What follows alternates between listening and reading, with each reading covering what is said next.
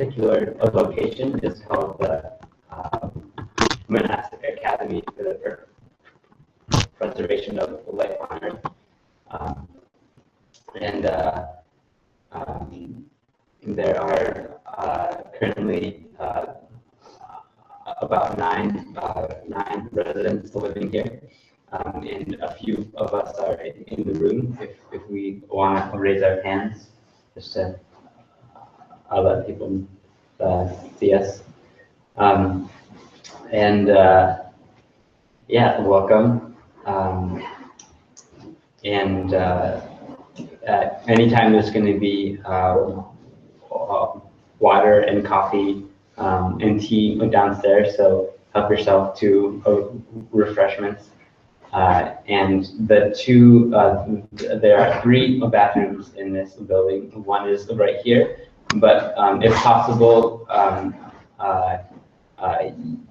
use the 2 bathrooms down on the first floor. One of them is in this end of the building, and the other bathroom is in the other end of the building. And then for those who are adventurous, we have a composting toilet. You take this stone path past a yurt, and there's signs for the composting toilet. So feel free to use that if you like. And this event is going to be live streamed all 6 hours. So if you ask any questions or participate, know that there are people online viewing the event. Also, I'll add that the Monastic Academy for the Preservation of Life on Earth is open to accepting residents who are interested in the program. So if you know people who are interested, and you also might be interested, inquire with one of the residents, and we'd be happy to tell you about it. Thank you. Thank you. Okay, so are you going to focus? We're all going to focus.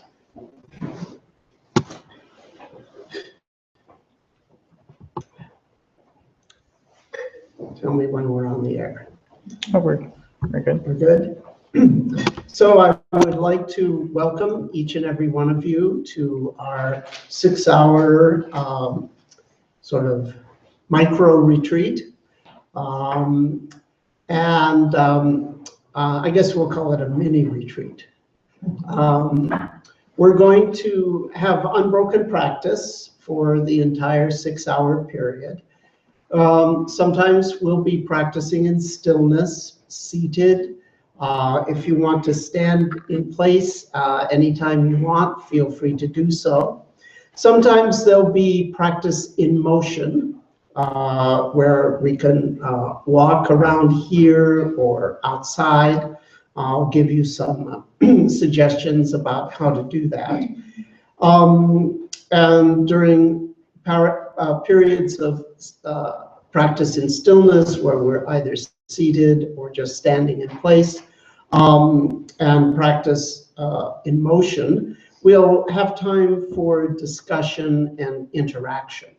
Like now, for example, I'm giving some presentation. So during the times of discussion and interaction, you have a choice. If you want to let go of formal practice, you can do that.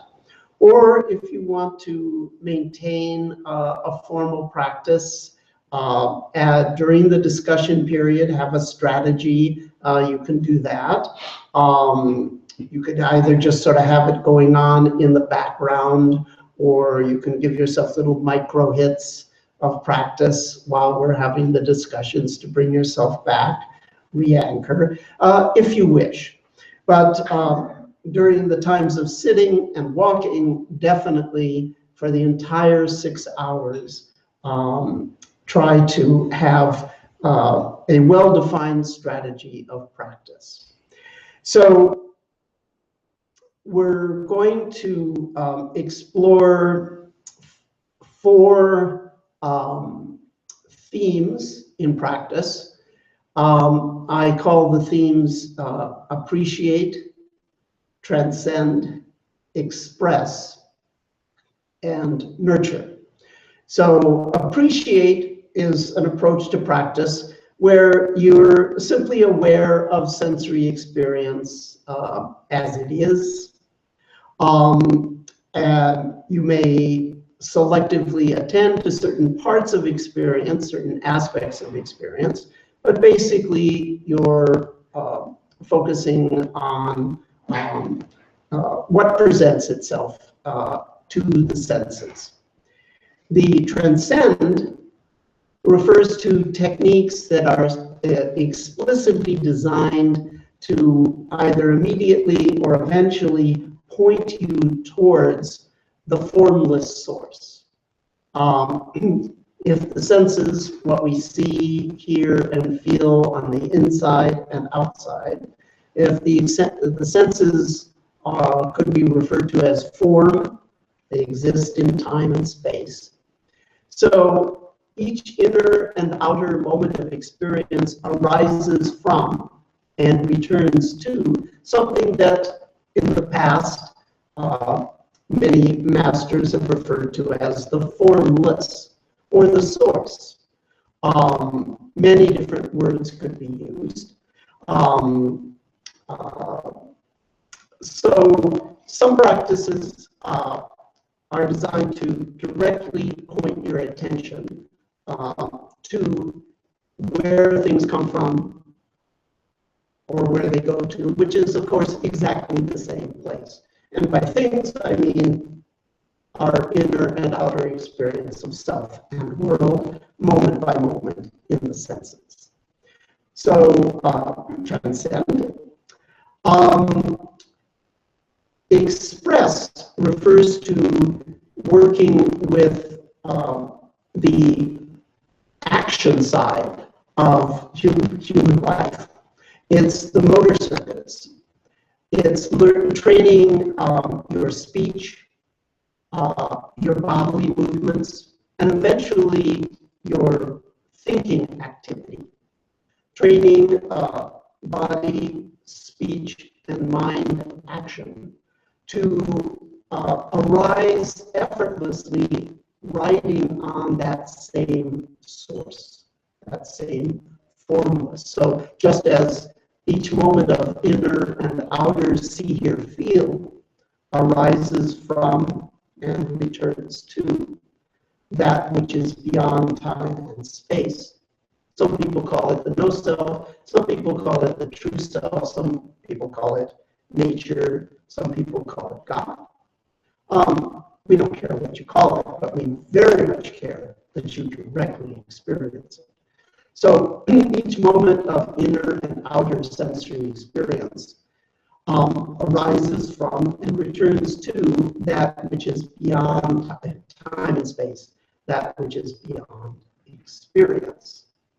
But it is also true that each action of body, speech, or mind arises from and returns to that same source. And if you're in contact with that, then you can experience that source informing your body, motion, speech, and thinking. It's as though what you say, what you do, say, and think is riding on the effortlessness of nature itself. So that's express. In traditional Buddhism, they talk about the 3 action gates, kaya, vak, chitta, or sometimes kaya, vak, and mana. And so that's sort of our output. Personally, I like to also think in terms of 3 sense gates, visual, auditory, somatic, if we're willing to sort of group smell and taste into somatic or body. that gives us a nice symmetrical way of classifying what it is to be a human, and also of thinking about what it means to transcend the human in our sensory experience and in our motor expression. So training of spontaneity, creativity, effortless dynamism in what we do, say, and think. I call that the training quadrant of express. And then nurture is short for nurture positive. That's a generalization of what in the Buddhist tradition is called loving kindness. But when we generalize, it means that we take something specific and create a much broader framework for it. So what characterizes nurture is that you intentionally create and radiate and maintain, and perhaps if things go right, buy into and are transformed by positive internal content, positive mental images, positive mental talk, positive emotions in the body such as love, compassion, gratitude, forgiveness, and so forth. So that's the nurture aspect of the practice. So we can look at different focus methods historically in terms of time and geographically in terms of space. When we look at the history of humanity, big picture-wise, over the entire planet and over the last many thousands of years, several thousand years, we can see that in all times and all places, people have cultivated one or a combination of these kinds of training. So it's a way of sort of mapping out or thinking about what might broadly be described as contemplative-based psycho-spiritual growth. But fortunately, we have a word in English that means not just contemplative-based psycho-spiritual growth, it means something even better. It means contemplative-based psycho-spiritual growth working in concert with science. And we have one word in English that sums up that concept, at least as far as I'm concerned. Not everyone would necessarily agree with my semantics. But if we take my semantics, the one word in English that sums up the notion of contemplative-based psycho-spiritual growth working in concert with science is Mindfulness. mindfulness. The mindfulness revolution. Viva la causa. I think that there is a potential. I'm not going to predict prognosticate or predict the future, because like Yogi Berra, I never make predictions, especially about the future. Anyway, can't predict the future, but there could be a global mindfulness revolution in this century. Because how can you beat that package? You can't beat it. There's nothing that beats contemplative-based psycho-spiritual growth in concert, working in concert with science. That's an unbeatable 1-2 punch for the future of humanity, hopefully. So, well, you know, my thing is go big or go home, so that's the big picture.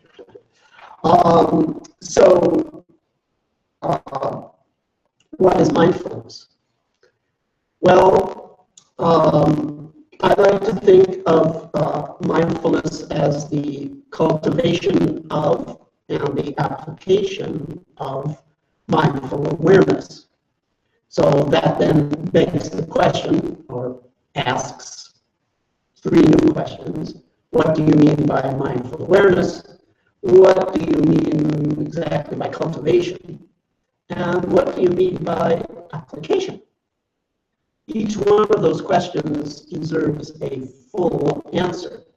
But if I were to do that, we would not get down to practice, because that would probably take the 6 hours right there. Once we went down the whole tree because each answer, of course, entails new and important questions. So let me just give you a summary. So if mindfulness is my word for contemplative-based psycho-spiritual growth working in concert with science. Okay, well, that's one way to think about it, but another way to think about it is what we mean by that is in specific, is the cultivation of cultivation and application of mindful awareness. So because I view the entire world tradition of psycho-spiritual, contemplative-based psycho-spiritual practice, I tend to view it as a unity. I have a kind of unified way of thinking about that topic. So when we view it as a unity, we ask ourselves, well, what is held in common around the world and throughout time by all forms of contemplative-based psycho-spiritual growth? The one thing we can say for sure is that any contemplative-based psycho-spiritual growth process that's worthy of that name will elevate your base level of concentration power. So that's a universal. Now, sometimes it can get a little confusing because in a number of traditions, the development of concentration power and the attainment of tranquility are linked together. And of course, there is a connection. They're not unrelated, because the ability to attend to what you deem relevant and the ability to not be agitated and all over the map, those abilities are, of course, related. However, strictly speaking, from the viewpoint of making a very clear dimensional analysis of what we're talking about, because remember, working in concert with science. So we can't work in concert with science unless we're very careful about the topic that we're talking about. So in my way of thinking, strictly speaking, although there's a relationship between attaining calm and deep and tranquil states, the relationship between that and your ability to concentrate, they are sort of different sides of perhaps the same picture. So you could think of concentration power as the ability to attend to what you deem relevant at a given time. Notice what I said, but also notice what I didn't say. I didn't say that it's necessarily to attend to something small. I didn't say anything about how complex or simple the focus object might be. I just said the ability to attend to what you deem relevant. Also, notice I didn't say anything about duration. I didn't say that you necessarily had to be holding just one thing for a long period of time. Now, attending to something small, like your breath sensation, without wavering for a long period of time, is one aspect of developing concentration, but it's not the only aspect. Concentration is a much broader thing, literally.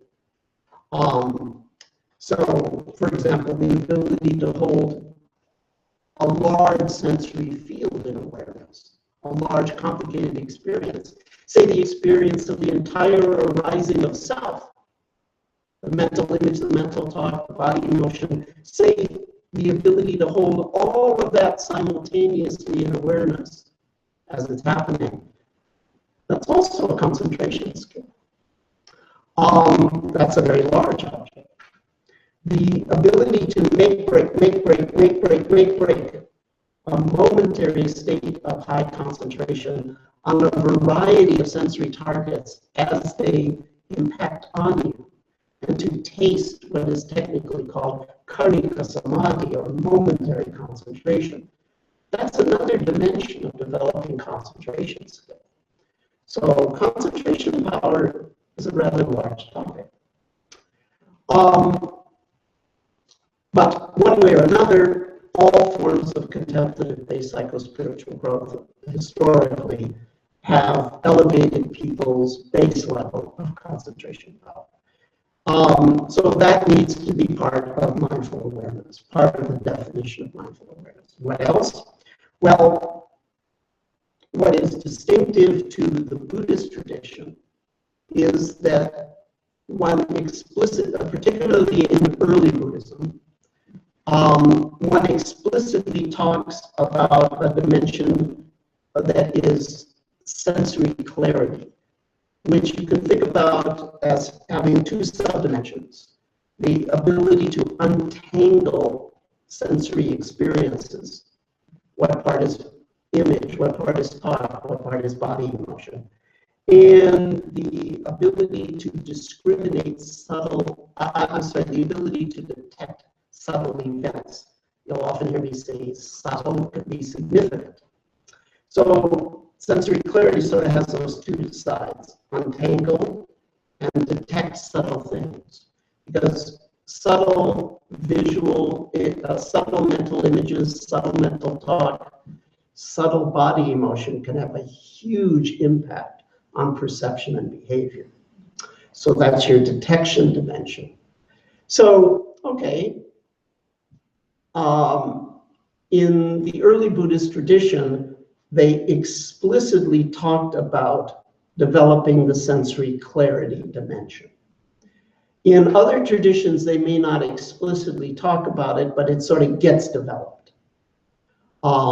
Personally, I think it's going to get developed better if we talk about it as an explicit dimension of practice. And then the final thing is, in early Buddhism, they talk about letting go of craving and aversion, raga and dvesha in Sanskrit, or raga and dosa in Pali. But another way to say that with just one word is to have equanimity. Equanimity is, as a technical term, you can think of it as the ability to allow sensory experience to come and go without push and pull. The most important part of that sentence was in the phrase sensory experience. People get very confused about the notion of equanimity because they think it means that you're going to let the events of the world come and go without push and pull. In other words, indifference. But in fact, equanimity is not indifference to conditions. It is a relationship to moment by moment sensory experience. And it turns out that being, quote, detached with regards to the ability, rather, to be, quote, detached with regards to the coming and going of inner and outer see, hear, feel, is going to free up energy to be more effective in being passionate about objective circumstances in the world. So equanimity is another dimension of mindful awareness. So this is how I would like to define mindful awareness. So mindfulness is the cultivation and application of mindful awareness. What do we apply it to? All the dimensions that are meaningful for any human being, it turns out. So the rather strange answer to the question, what does it get applied to, is everything, everything that counts. So what is everything? Well, the next time you're physically, mentally, or emotionally uncomfortable, you will know that one part of everything is relief of suffering. And in fact, that will be everything until you get some relief, if the distress is significant enough. Another part of everything is sort of the flip of that, the ability to derive fulfillment from pleasure, including small pleasures, big fulfillment from small pleasures. What else is everything? Knowing yourself at all levels, including the deepest level. Everyone wants that, whether they know it or not. What else? Well, making necessary behavior changes, what we call skillful actions in the world. What else? Well, ultimately, a spirit of love and service, a kind of calling to, in one way or another, and then there's a lot of variation to help others. So it turns out that our core skills of concentration, clarity, and equanimity either directly or indirectly impact all of the dimensions of human meaning that I just mentioned. So that's what I mean by apply. What do I mean by cultivate? Well, there's actually two sides to cultivate. And there's just no way around this, and it's confusing, I admit. But one side to cultivating is we're creating something new. Even the word for meditation in Pali, bhavana, literally means to cause to come into existence. Bhu means to exist, bhava is existence, and bhavana is a noun that means to cause something to exist. So one side of training is that we're creating skills. And we may also be trying to seek certain states. That's one side of cultivating. Another side of cultivating is to realize you don't have to cultivate. It's already always, for everyone, primordially perfect. I'm sorry, there's just no way around these two sides of the practice. There's just no way around it. Some teachers, if early in their career they tried to cultivate and it didn't work out, then as a teacher, they may come down very hard that there's no, they try to create or change and it didn't work out, then later on when they teach, they're going to come down very hard on, it's already there, there's nothing to find. Stop trying to develop anything. On the other hand, if earlier in their career, they were sort of just laid back and didn't get anywhere, as a teacher, they might come down very hard on, unless you bust your ass and have a goal, and it's do or die, you're wasting your time. I fall into neither of those camps. Sorry. I just understand there's something to be said for both approaches. So by cultivate, I mean either develop or realize you don't have to develop, or some combination thereof. So now we're clear. So some of the techniques that I'm going to give you are going to involve cultivating in the sense of actually creating something, developing something. And some of them are designed to allow you to see that there's nothing you need to develop. Okay, so we're going to appreciate, transcend, express, and nurture. And this time around, we're going to do it with regards to just one of our sensory modalities, and that's going to be body experience.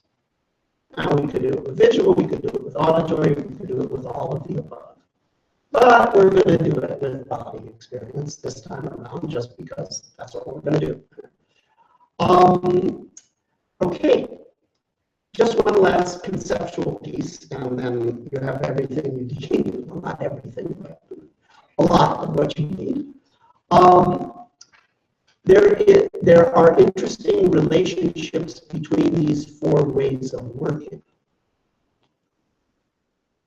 Specifically, the appreciate, which is basically just observe what is. Basically, so there can be some exceptions, but it's basically just observe what is. Bring concentration, clarity, and equanimity to what is in some sensory domain, maybe everything, or maybe limited to body, like what we're going to do. So, what's the relationship between bring concentration, clarity, and equanimity to whatever comes up in form? What's the relationship between that and going beyond form? And, well, there is a relationship. It is that if you bring enough concentration, clarity, and equanimity to whatever comes up, then there'll be no time to coagulate whatever comes up into a thing inside time and space. And so whatever comes up becomes the activity of the source itself. So you might say that when you have a complete experience of the ordinary forms, they are extraordinary and beyond form. So the difference between the appreciate and transcend techniques is the transcend techniques attempt to sort of directly point you to beyond form, whereas the appreciate techniques don't do that. They just say, know whatever comes up, know it fully, love it fully. But the if you take knowing whatever comes up and loving whatever comes up to its extreme, whatever comes up ends up as none other than the formless. So that's called escaping into form. If you transcend form, you answer the question, who am I at the deepest level? When you answer that question, it involves an extension of identity, which naturally leads to nurturing positive states of loving kindness and so forth. And naturally leads to the ability not only to contact the formless in what you see, hear, and feel, but also to express the formless as you do say and think. So there are definitely contrasting and complementary relationships between the different ways of working. So you now know what we're going to do, you know why we're going to do it. You have a pretty clear concept map of the territory of mindfulness, at least the way as I would like to look at it. And it's only been half an hour since we started, meaning gongo dodan, as they say in Japanese. In Japanese, that means we've come to the end of the path of words. We've said everything we need to say, and now we can get down to business. So I'm going to teach you a way of focusing on your body experience that most of you actually probably do not know. It's something I developed many, many years ago. It used to be the first thing I taught people, but then I moved in other directions. But it's what we're going to do this time. So we're going to call it noting body locations. There are various ways in which you can bring clarity to body experience. You can be aware of different types of body sensation. Is it emotional? Is it physical? Is it stable? Is it flowing? Is it pleasant? Is it unpleasant? If it's emotional, is it anger, fear, sadness, embarrassment, impatience, disgust, interest, joy, love, gratitude, humor, smile, etc., etc. You can be aware of different qualitative distinctions in the body. You can be aware of intensity distinctions. Is it subtle? Is it medium? And so forth. But this technique is going to help you develop spatial resolution, the ability to be clear about sort of size, shape, and location of body events. So we're going to call it noting body location. And we'll start with using mental labels, but you can at some point drop those if you wish. So first of all, you keep your attention in your body. If your attention is pulled to mental image, mental thought, physical sight, physical sound, gently return to body. One trick, remember that image, thought, sight, sound may have an impact on the body to activate it or produce restful states or create flow or coagulation. So if you sort of monitor the impact of visual and auditory on the body, that will help you stay concentrated in the body. So you're going to stay concentrated in the body, and you're going to just let your awareness go wherever it wants to go inside the body. If it goes to two separate places at the same time, you can either sort of zoom out and be aware of both places, or you can sort of zoom in and just focus on one of them, whatever appeals to you. I tend to do the zoom in thing. It just makes it a little simpler for me, but however you want to do that. One of the places that you might be pulled to is your whole body at once. That's a location. We'll call that whole body. If you're pulled beyond the body, like to a sense of space around the body, that's actually a location too. That's part of the spaciousness of the body. So that you can call that beyond body if you want. And then you can note locations: face, hand, chest, knee. If you're drawn to the same location over and over again, that's okay. But usually if you're drawn to the same location, your awareness will tend to move around spontaneously within that location. And so if it's like chest, chest, chest over and over again, that's okay. But then you can start to say upper right, center, left, overall, front, back, sort of like local directions that you may be pulled moment by moment within that one area. So if usually you'll be using simple anatomical labels like face, chest, knee, back, hand, but there may be things like whole body or even beyond body. There's no right or wrong on this. If you're pulled to this, like if you get an intense sensation, you're pulled there all the time, then that's okay. But as I say, probably your awareness will move around within that. Also, you might be drawn to a local sensation and your whole body at the same time because you get a local splash and a global spread.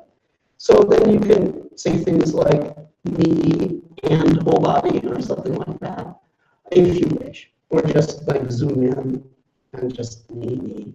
But that ability to detect the local splash and the global spread of a physical or emotional sensation, that's actually a good detection skill. So we'll call this noting body locations. And this is one way to appreciate the body experience. So some of the locations will be pleasant, some unpleasant, some neutral, some physical, maybe some are emotional. So as you note a location, to the best of your ability, welcome whatever's there, whether it's pleasant, unpleasant, both, or neither, and for just a moment, pour your attention into that location. Or if you want to think of it more passively, let that location sort of pull the entirety of your being into it. Remember, there's an active side and there's a passive side. So you can either actively sort of like pour the attention, the traditional Burmese term is penetrate, but you can think of it as soaking. Or you can passively think that sort of, I'll let it focus me.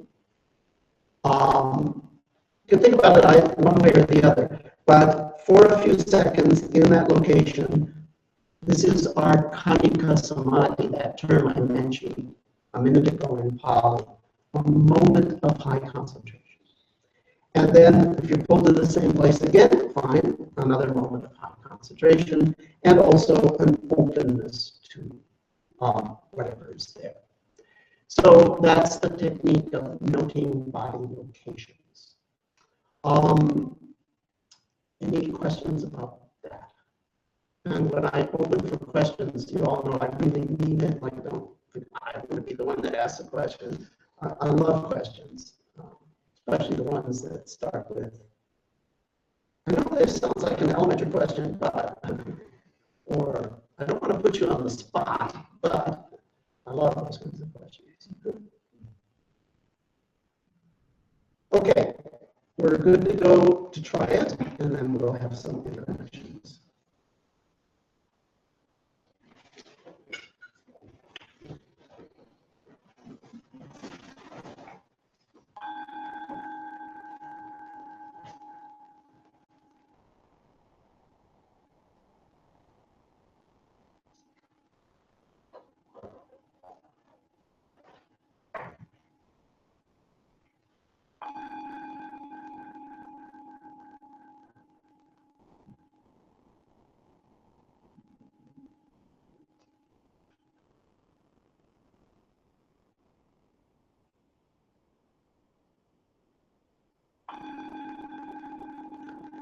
Take a moment to stretch up and settle in.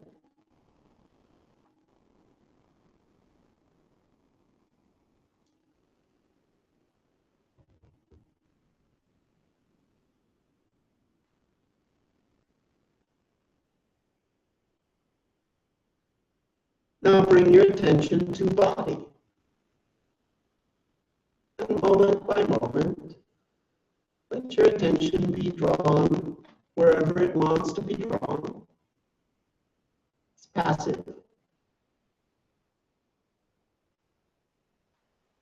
And give a simple label to the location. If it's a bunch of locations at once, you can just say whole body.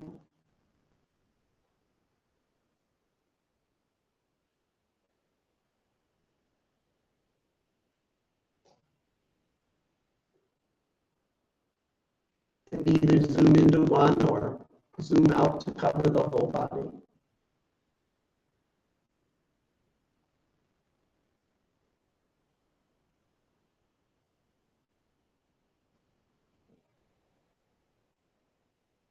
The labels can be very approximate. You don't have to drive yourself crazy trying to describe detail. It can even be as general as right, left, front, back, that kind of thing.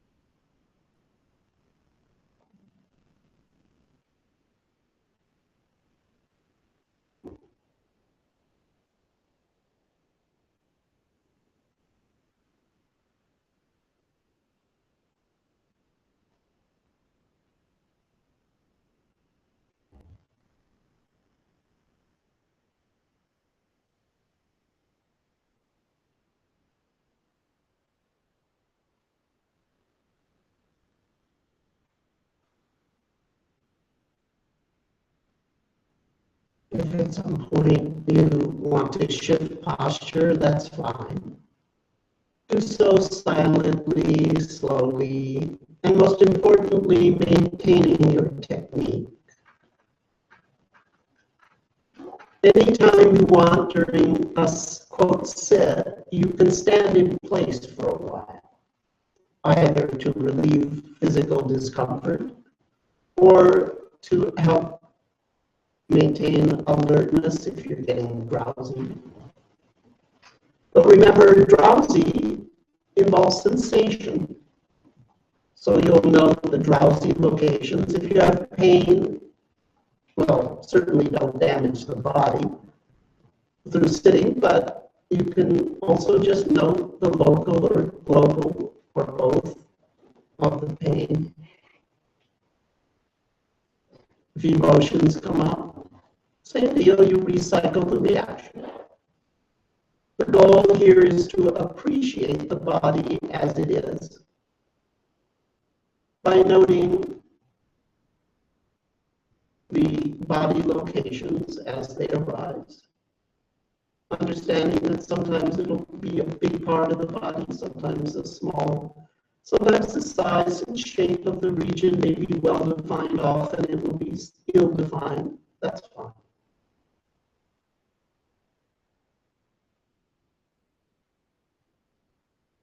This helps you increase spatial clarity. It helps you detect subtle things.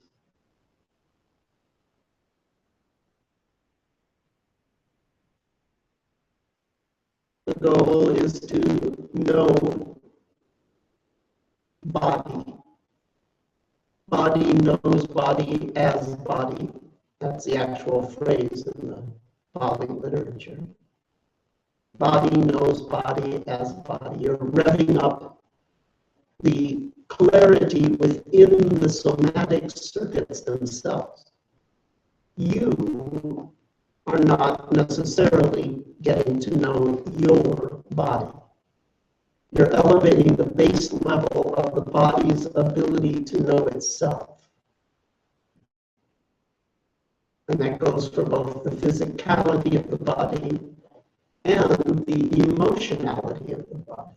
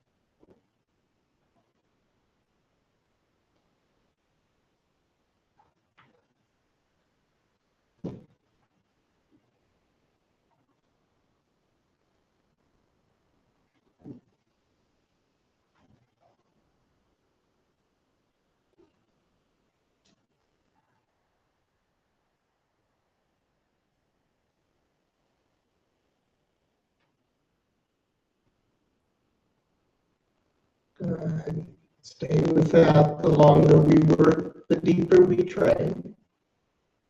You can shift posture anytime you want. Move around a little bit if need be. Stretch a little bit if need be. But do so slowly, silently,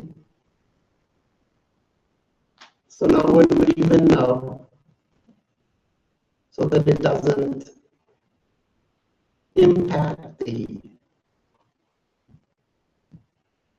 settledness of the room.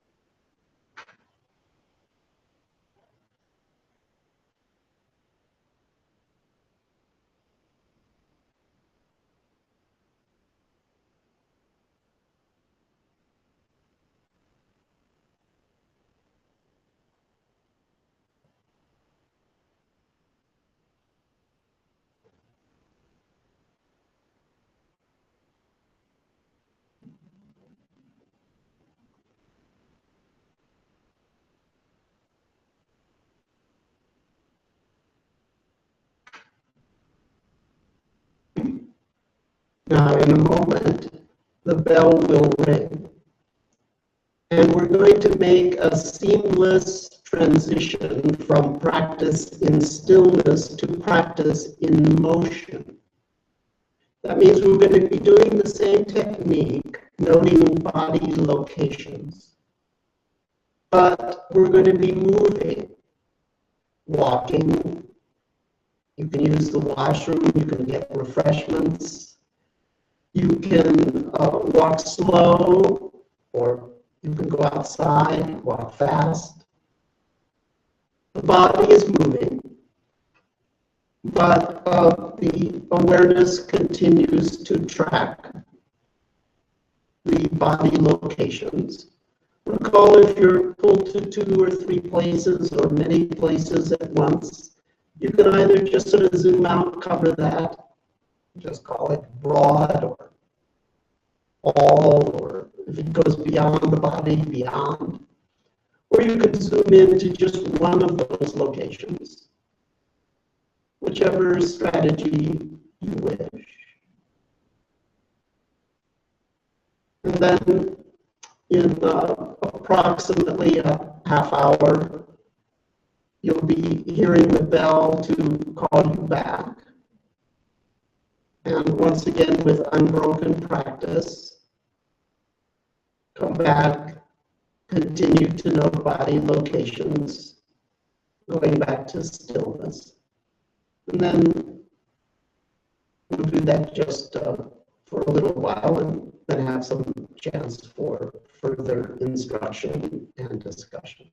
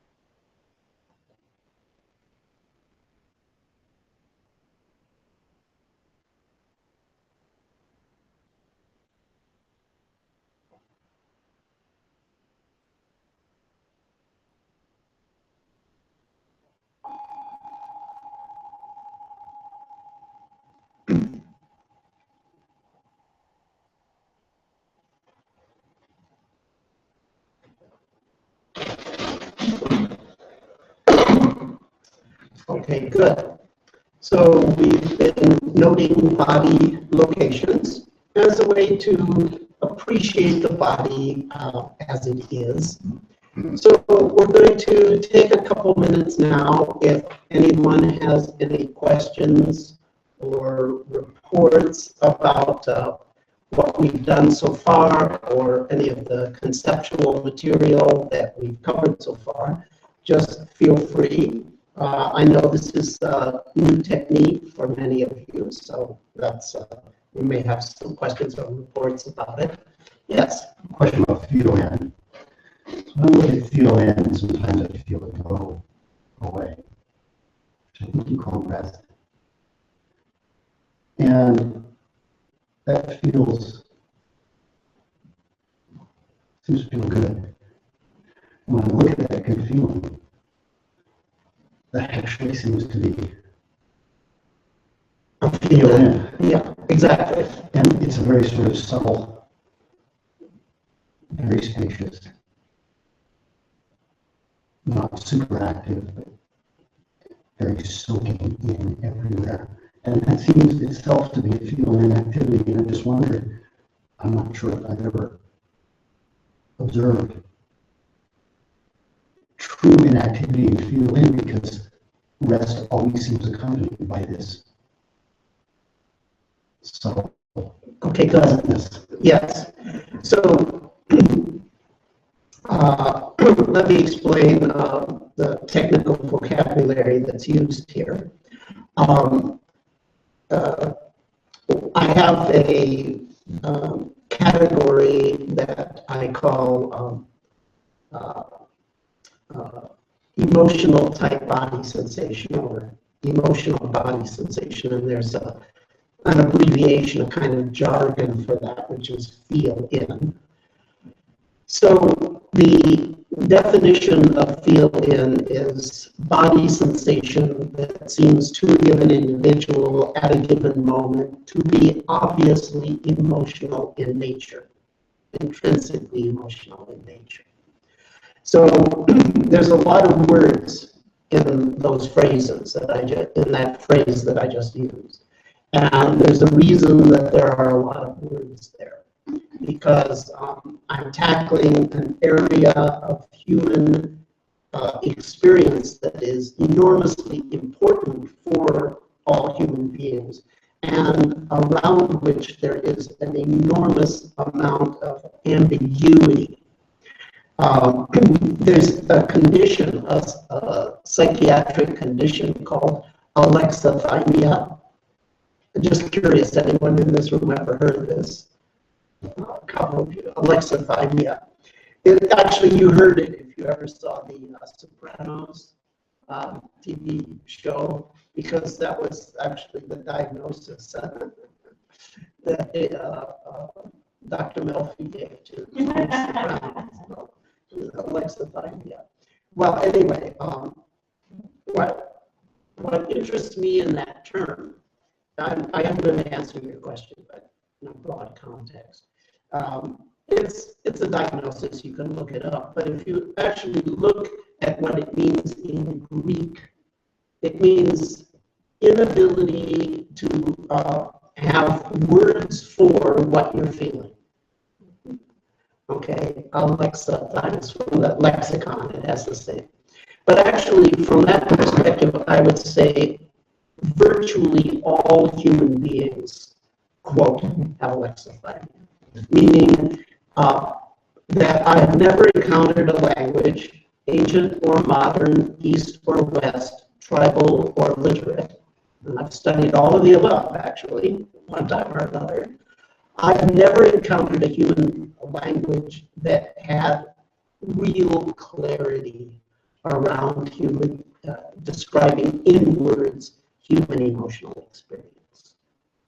I remember I went to a friend's house once, and she had the collective works of Carl Jung there. It's like an encyclopedia, right? And so I pulled out the first volume, and it said definitions. Now, if you know anything about me, you know that I have some background in quantified science and mathematics. So definitions are a big deal in math, okay? Sometimes it's taken 300 years for the finest intellects of the world to hone a 3-line definition of some mathematical object or relationship, okay? So it's usually a few words, a few small words for a very big idea, okay? That's what a mathematician thinks of if they're going to get a definition. I'm going to have little words for a big idea. So I pick out this volume from Jung, and it says, this is the definitions volume. It's like, I'm all excited, oh my God, okay, definitions. So I open it up, and there's the word feeling. And the definition is 50 pages long. Okay, sorry folks, that is not a definition. Not by any stretch of the imagination is that a definition. Not to my training as a scientist, okay? It's like, you know, it's like my heart just, okay, put it back. I'm not going to get what I came for, okay? So,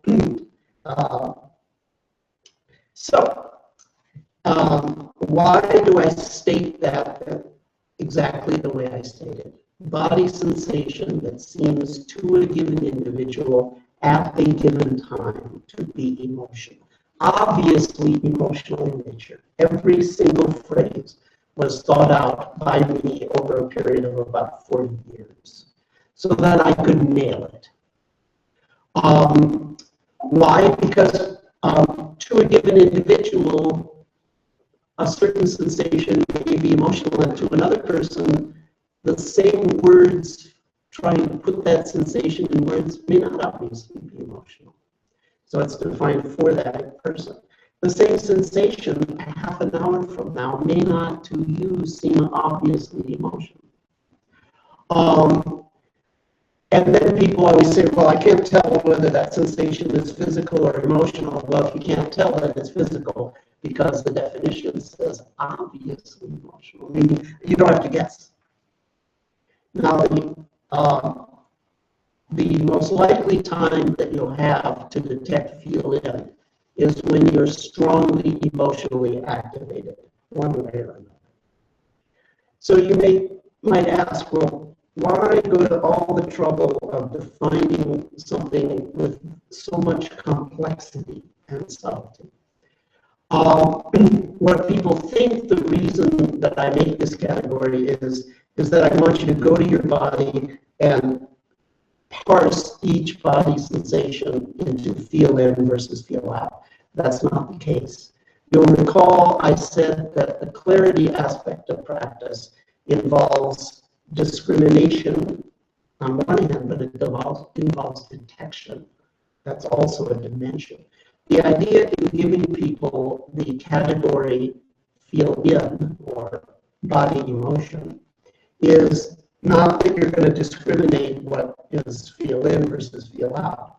It's that if you have this category, with time, your ability to detect when your body is emotionally activated will grow.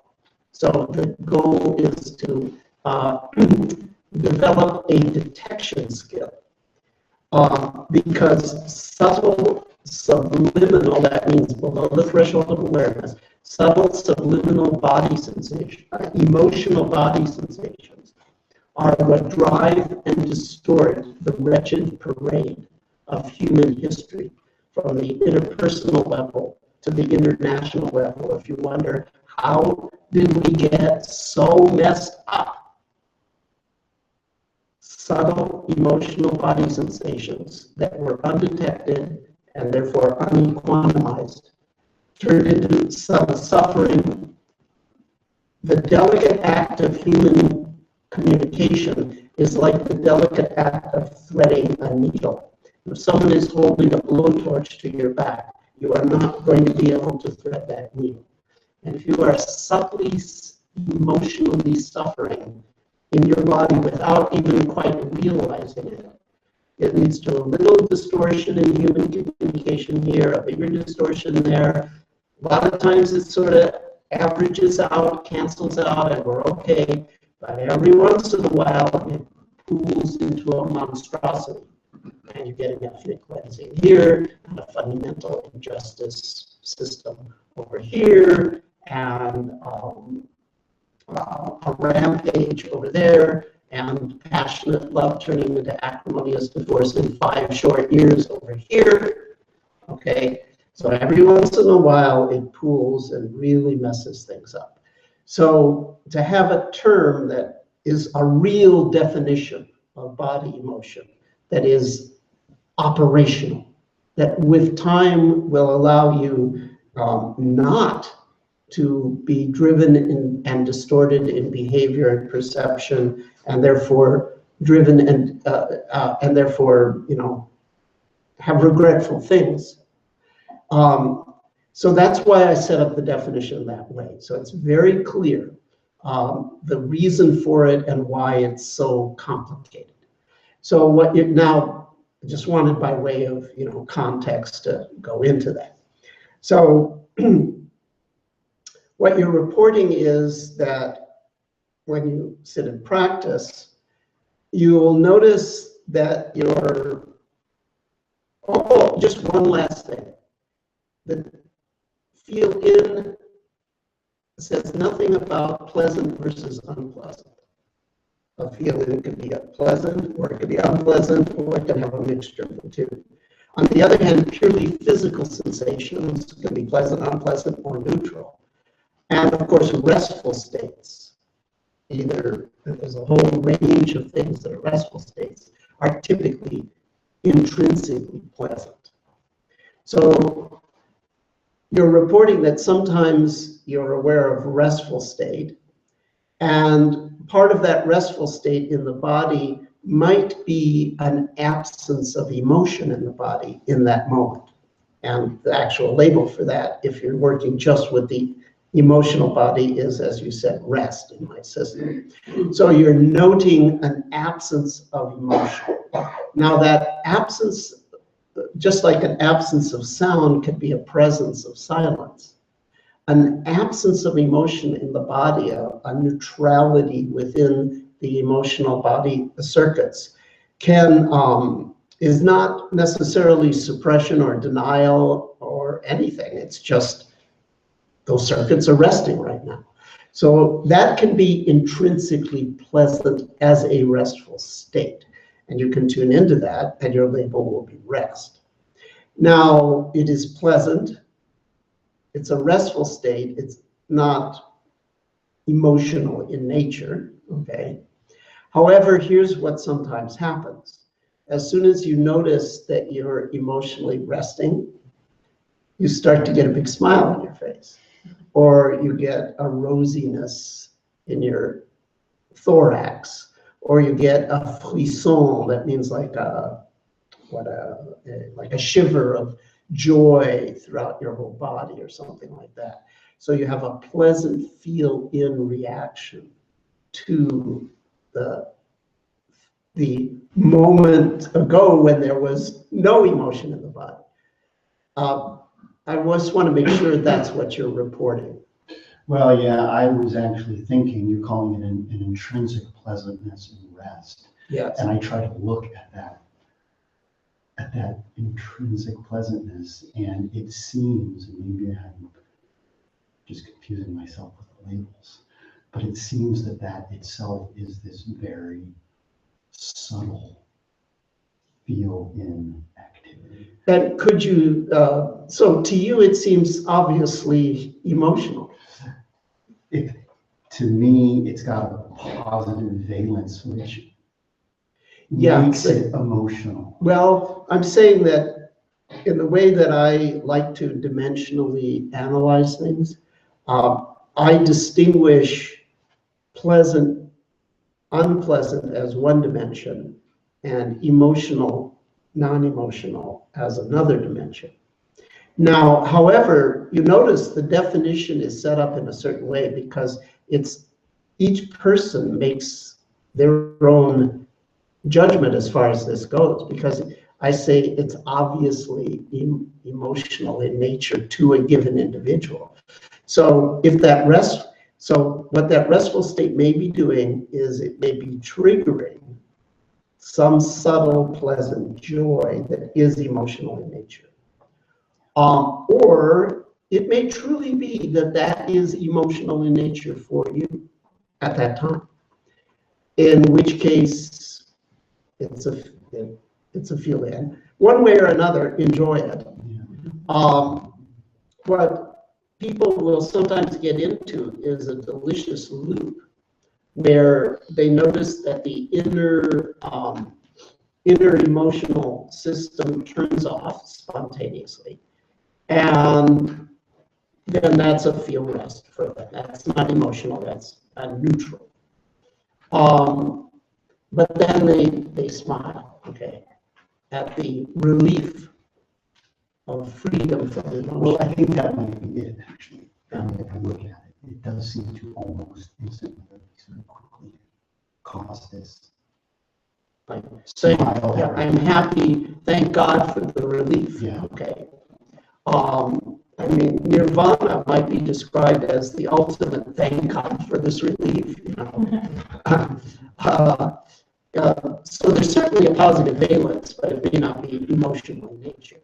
So if you get this kind of loop going, where you're at any given instant experiencing one of two things, either you're emotionally neutral, and that's intrinsically pleasant, or you're having a reaction to the fact that you were emotionally neutral, and that's intrinsically pleasant.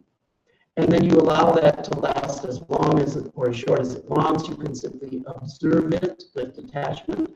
Or you could make it the basis of a loving kindness practice, intentionally expanding it, depending on how you want to work. But let's say that you take a passive observing stance, which would be more the classic, what they call vipassana jhanas, or the observing form of absorptions, because feel rest and feel good emotionally are actually both what we call absorption factors in traditional Buddhist practice. You can look it up on Wikipedia if you want. Sukha Piti. So what you can get into is this loop where you drop into rest states and then you drop, that causes joy. And then you stay with that and you're very concentrated because, hey, it's easy to concentrate on joy, right? And then at some point that flatlines, and now you're in a restful state, but then you notice you're in that relief state, and then the joy returns, okay? Now, if you elect to do an appreciate or just observe strategy, what you're working for in this case is to have no preference one way or the other for the two sides of that. When it's the rest state, that's intrinsically pleasant, so it's easy to concentrate on the rest. And then when it's the joy state, that's intrinsically pleasant, so it's easy to concentrate on that. You want to work towards equanimity with that emotional pleasure so that you get a sense that the emotional pleasure is deepening more and more in terms of the fulfillment it's giving you. And then it's a delicious, spontaneous cycle of rest, fulfillment, rest, fulfillment, and you don't have to do anything because the rest generates the fulfillment that either lasts forever or it doesn't. Usually it doesn't. Then you're back to rest, and that's sort of fulfilled. So you can play that, and then at some point the pleasure breaks up into flowing energy, and the rest breaks up into flowing energy, and that turns into expanding, contracting space. And then you've gone into the formless jhanas, and then you start to become aware of where that vibrating, expanding, contracting space comes from and where it goes to. And now you're being sucked into the absolute rest, the still point of the turning world, where time, space, self, and world collapse to a dimensionless, positionless point. And that's a cessation nirvana, or the experience of nirvana. So you can sort of ride that cycle, and that's the classic jhana practice. Thank you. So, clear, right? Excellent. So, long answer, but I like to make sure that questions actually get answered. Now you're really experiencing the joy, right? I could see it's born in between expansion. I can see he's just expanding, but he's also contracting at the same time. The source is manifesting that joy. Okay, well, that was good. Yes. So my experience was that virtually all of the sensations that brought my attention to them were discomforts of some sort, right? A sharp, itchy, you need to stretch, this or that. And that the whole experience wasn't unpleasant, and I was able to focus, but I began to notice that only discomforts were sort of calling out to me. Like there wasn't anything in my body that was comfortable that was calling out to me yet. I'm sure there were things in my body that were comfortable or at rest. So I wonder if you could speak to that a little bit. Oh, there's a lot to say about that. So focus techniques can be described in terms of two dimensions, basically what you focus on, how you focus. So the what, in the case of noting body locations, which we've been doing, the what is any and all body sensation. The how is, well, just go with what pulls your attention. So you did that, that means you did the technique perfectly.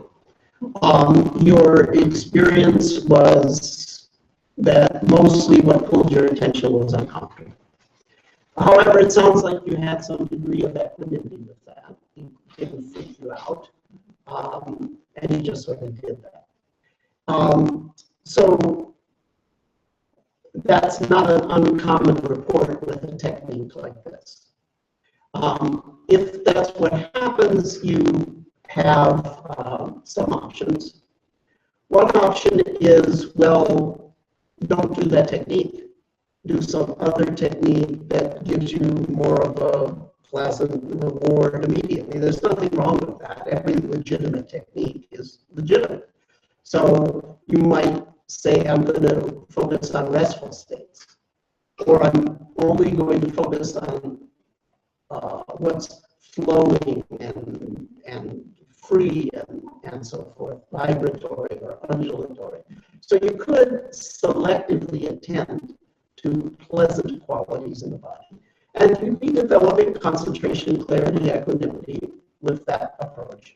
So one possibility is if a given technique is just gives you the opposite of reinforcement initially, well, do some other technique that's more fun and interesting. And that's legitimate because they all develop the same skill set.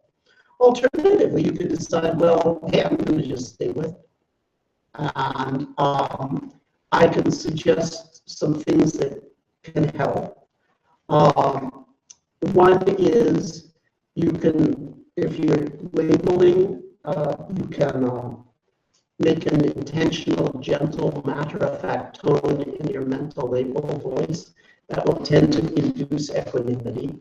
You can stretch up, settle in, try to keep as much of your body relaxed as possible. That will tend to induce equanimity. But that will also tend to cause local discomforts to spread and sort of infect the whole body if you keep the whole body relaxed. However, that's a natural part of the releasing process. So that's actually can, in the long term, be helpful. You can try to cultivate a welcoming attitude towards the discomforts. These are all options you can use if you decide to stay with the noting body locations.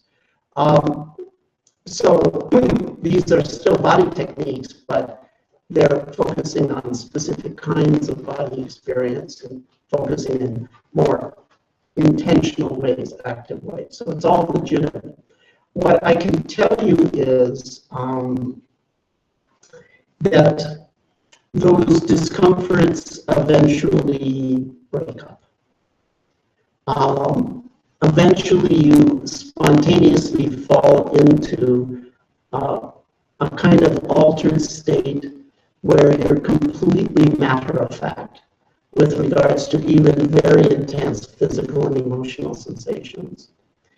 And at that point, you start to get a sense, and I can't put it into words very well, but you get a sense of what I call the taste of purification.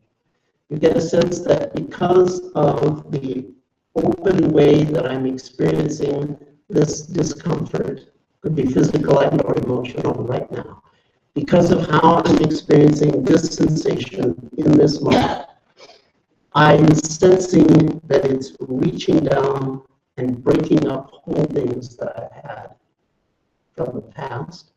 And I can tangibly sense that so it's reaching back into time and cleaning things up, hence the term catharsis or release or cleansing. But I can also sense that it is reaching forward into the future, and in some small way making each future moment of my life happier, more fulfilled, less suffering. You can actually detect that that's happening in real time as these discomforts are coming up. Now that represents a huge watershed in one's practice. That's like a big divide, because as soon as you begin to get the taste of purification with these discomforts, now you are getting a reward. Reward is not the discomfort going away, but it's a more subtle reward, but it is a reward. And now there's a motivation to stay with it. And then that purification flavor becomes even more pronounced. And then you're even more motivated. Now, one absolute parameter, don't damage your body sitting there for 16 hours and then you've hurt a ligament or pressed a nerve or something like that. But the fact is that hopefully every person in this room either has come to this place or will come to this place with their practice. That as soon as something physical or emotional that is uncomfortable comes up, you can taste the purification. And that creates what's called a positive feedback loop. And then you just auger through it and you break up more and more and more intense stuff that you never would have dreamed is penetratable, becomes penetratable. And you realize at some point that in theory you could simply sit down and whatever happens to the mind-body would happen to the mind-body, and you actually would not be compelled to get up. I mean, you would get up because not to damage the body, right? But you don't have to get up. Now you may say that's a little far out there, but actually, so basically, it's a sit without a bell, right? So you might say, well, that's not really relevant to anything that I'm ever gonna, be trying in my life. But actually, it's quite relevant to everyone here. Everyone is going to have a quote sit without a bell, if only in the last few days or weeks or months of your life. It's going to be that. It's the mind and body are going to become untenable. I mean, unless you get killed, quickly in an accident or something. You have to face, eventually, all of us, you're either going to die quick and sudden, or you're going to actually experience dying. And experiencing dying is the experience of a sit without a bell. And that will either be hell or purgatory or heaven in this life. And purgatory leads to hell in this life. Purgatory is the place of purification. It will be one of those three things, guaranteed. But you have a much greater probability that it will either instantly be heaven or be purgatorial for a while and then turn into the beatification in this life. You have a much better chance that it's going to be that way if you've done some practice before.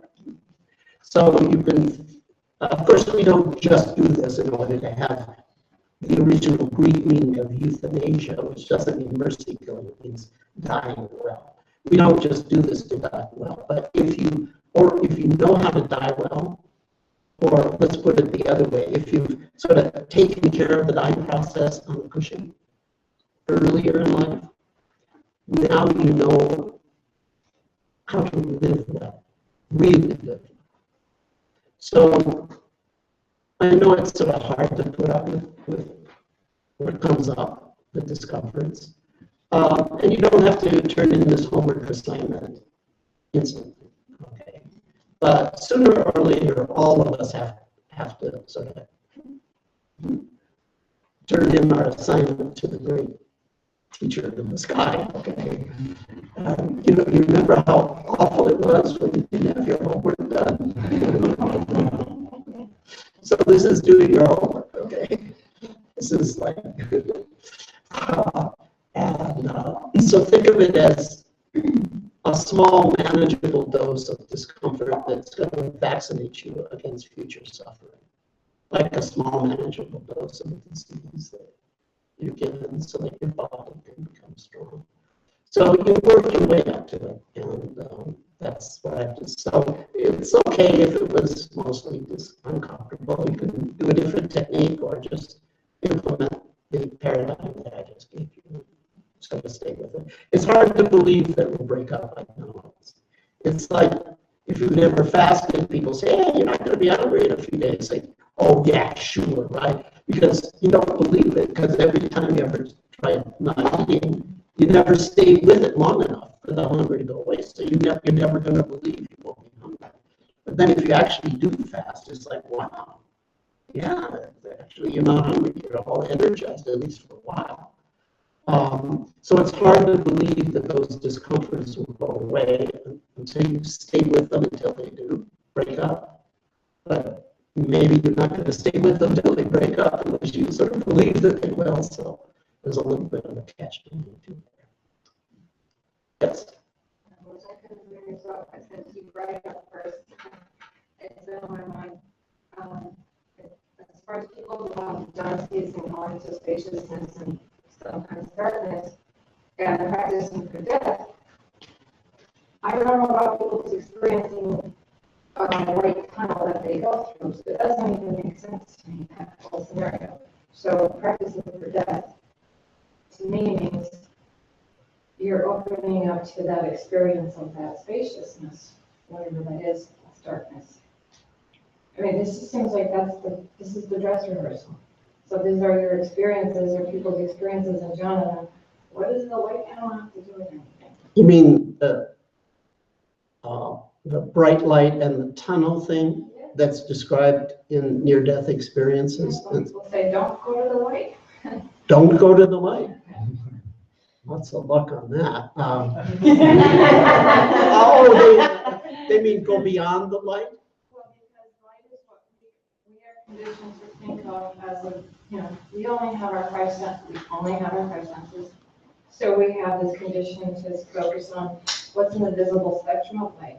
But there's a lot of light that is beyond that. So that focusing on that white tunnel means you're focusing on that spectrum of light, which means you're limiting yourself to I see. an experience. And then the suggestion would be It's a trap. to focus on what? Get your awareness, and once you have your awareness, and with your intention, just focus on love. That'll take you beyond, it'll take you maybe away from that tunnel, maybe away from the whole trap of reincarnation. I don't know, these are just things that people talk about. Yeah, people But when you think about meditation talk practice, about you don't things. see it like a tunnel, you don't, it's there. Okay, well, thank you for opening that exploding can of worms.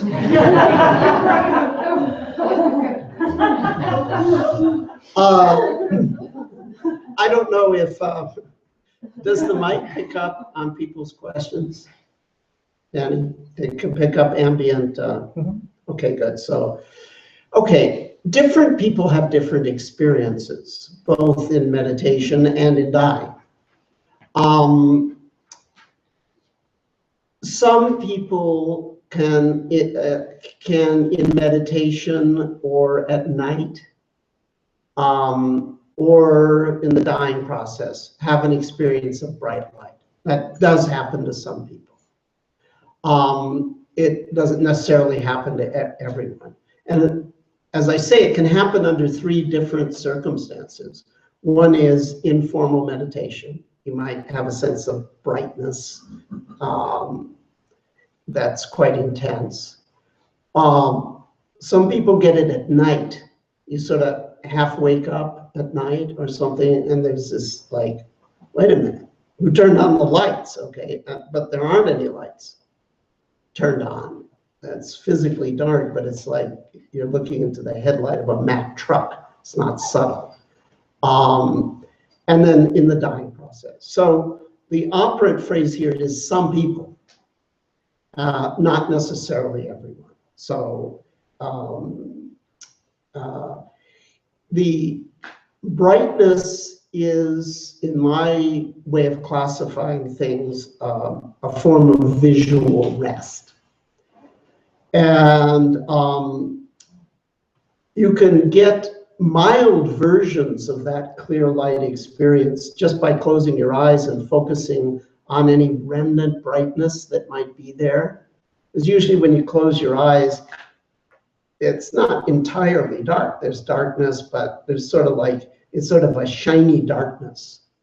And there's some brightness that's there.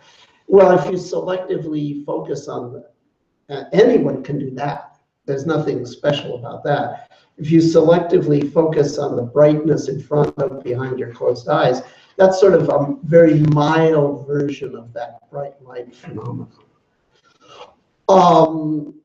So if there's more intense versions of it, well, then you can experience that with equanimity as a restful state.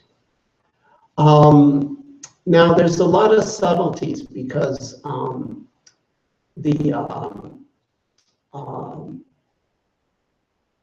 in a sense, you do have to go beyond that brightness, okay? I don't want to get into too much detail, but sometimes in that brightness, if you look very, very carefully, you'll notice it's actually not just a state of visual rest. Behind it, there's a kind of shimmering or shifting that represents subconscious visual thought. I'm not saying always, but it could happen that in fact it's not purely visual rest. You sense subconscious. You aren't aware of specific images, but you're aware that images are being processed deep down there as though the subconscious mind were rapidly flipping through a Rolodex of visual associations. Now, you definitely do not want to identify with that content.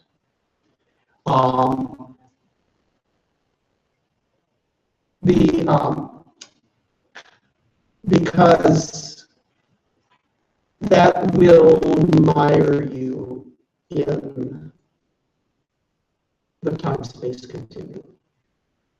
Even though there's no specific content, you're being tugged towards worlds.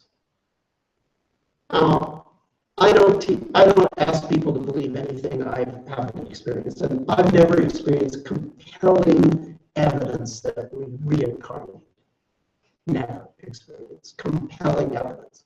But I've experienced things that led me to realize, oh, I can, or cause me to think, oh, I can see why people believe you're reincarnated. I've definitely had those experiences. I just don't interpret them as compelling evidence of reincarnation. So in Chinese, they have an expression, "Yiyan Sanqian." It means one casual thought contains 3,000 universes. Now it sounds sort of like nice poetry, I guess. Is this nice poetry or is it literally true? As far as I can tell, it is literally true. But they're all below the threshold of conscious awareness. So in that bright light, you might sense that there are worlds, some of them heavenly and some of them hellish. Well, you definitely want to have equanimity with that. Because that pulls you into archetypal type bondage. Even though it's sort of content free. So if you sense that within that bright light or that rest, there's subtle image activity going on, then let it go on as a flow of vibration and watch the gongs and the vibratory flow. And now you're breaking up the allure and the terror of all possible worlds. That may be what they're talking about when they're warning you about whatever, I'm not sure. Okay. They, like in Pulp Fiction, you know, the line, Mother line, they say a lot of things, don't they? Okay. So they say a lot of things about this or that. This much, what I just described to you, I can say with experiential confidence. If it's truly rest, then it will actually easily break up into vibration and gong. And the gong is not bright.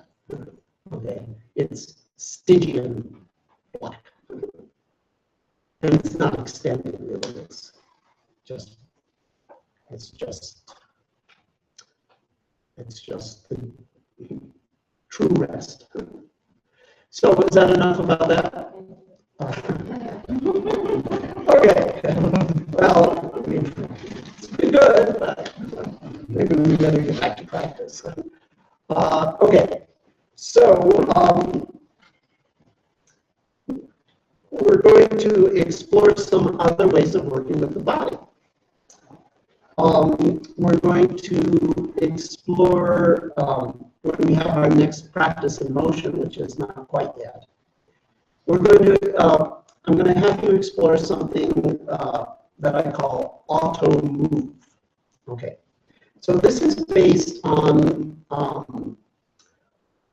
the training that takes place in East Asia, in the tradition that in China is called Chan, in Japan it's called Zen, in Korea it's called Sun, and in Vietnam it's called Tien. The most common name in English we tend to use the Japanese Zen, but it is a creation not of Japan originally, but of China. It is the hybrid Zen or Chan in Mandarin Chinese. Can you all say it? Chan. Yeah, you even got the tone right. It's a rising tone.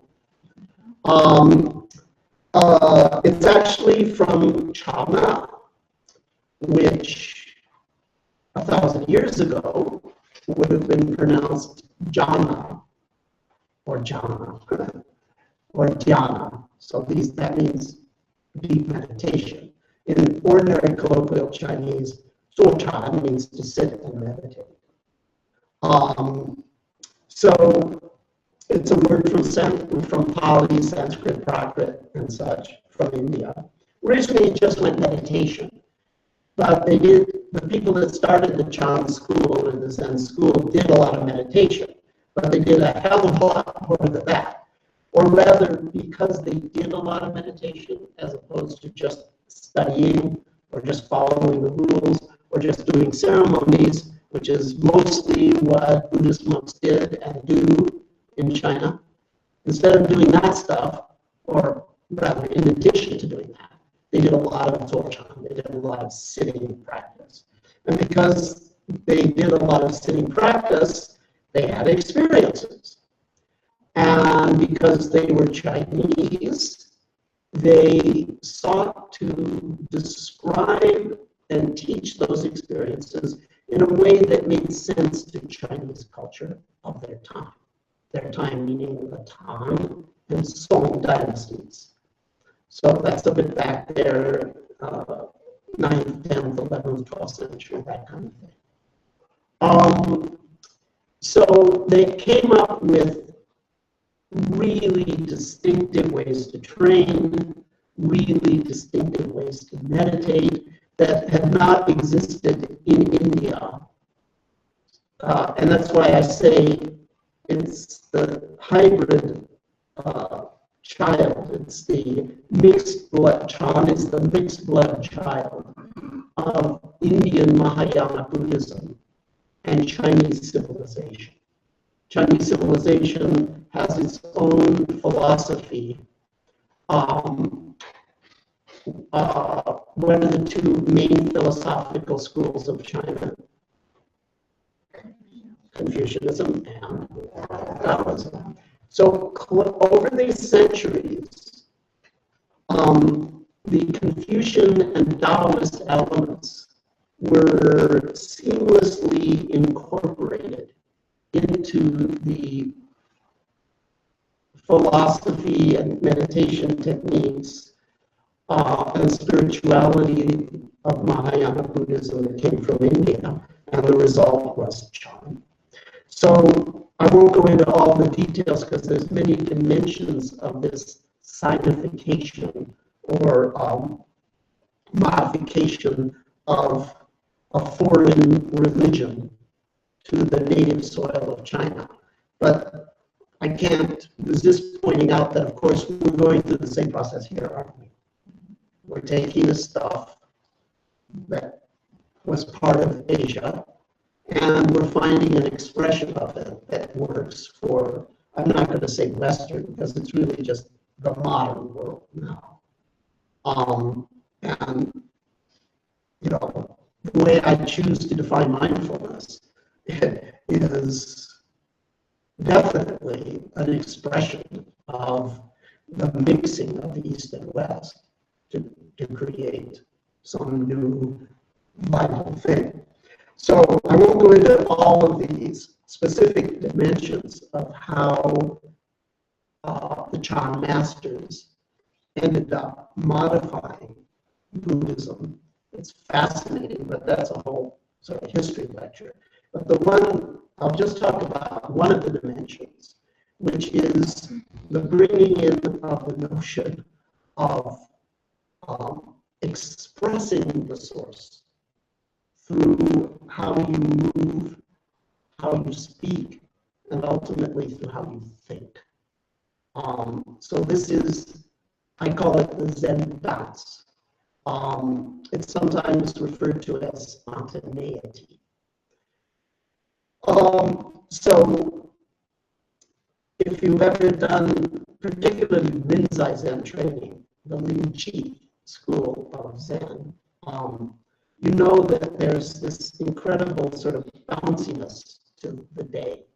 You don't just walk from here to there, you run, okay? You do everything. There's these really, really complicated rituals, and you have to do them at lightning speed, okay?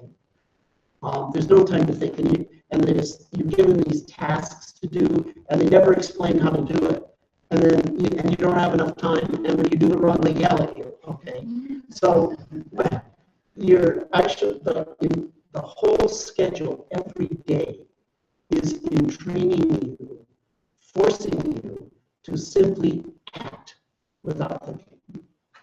And that's how you may have heard of Zen interviews and koans where the Zen master will ask you things, so you have to simply act without thinking. So they draw out a kind of spontaneity of expressing impermanence and emptiness through your motor circuits. So, of course, I like to be systematic about things. So, one of the motor circuits would be body movements. So, auto move is a technique to train you to taste the intrinsic spontaneity that's always present when you're moving, but you might not have realized it. So you've all had the experience of sort of getting in the car, arriving at a destination, and it's like, how did I get here? Right? It's like there wasn't anyone driving, but you didn't crash. Maybe you did in an alternative universe, but in this one you didn't. Who drove? Something in you knew how to drive the car without needing a you to drive. Something in you knows how to walk without needing a head on your body. And it's gross, but actually some people get beheaded in accidents and continue to walk and things like that, okay? It's not just chickens, it happens to humans too. Sorry to load you with that image, but so who's walking in a decerebrated human? Well, it's part of you, but it must be a part of you that's so deep that you don't even need a head. It's your spine knows how to walk. There's these three synapse circuits that know how to walk. A part of you that is so deep evolutionarily that you share it with an earthworm or a centipede knows how to walk. And you can sort of, there's a little bit of guessing and groping involved, but you can sort of get in contact with that. You can sort of tune into that by just sort of letting your legs walk and focus on the sense of walking is just happening. As I say, a certain amount of guessing and groping is involved in this, and the just walk is a particular version of just move, but it's the easiest one for most people. And most people find that if they walk fast, it's easier. But see what works for you. You may prefer slower. After you can get a sense of just walk, you can start to get a sense of maybe just wash the dishes, and then just cook a meal, and then just chant, and then just chat. And then at some point, and so I know for a fact that some people in this room have already experienced this, you'll be having a substantive conversation or maybe be teaching a class, and it just sort of manifests. You just channel it. You didn't say it. It was like, who said that? But it was exactly the right thing to say. That's the source speaking through you.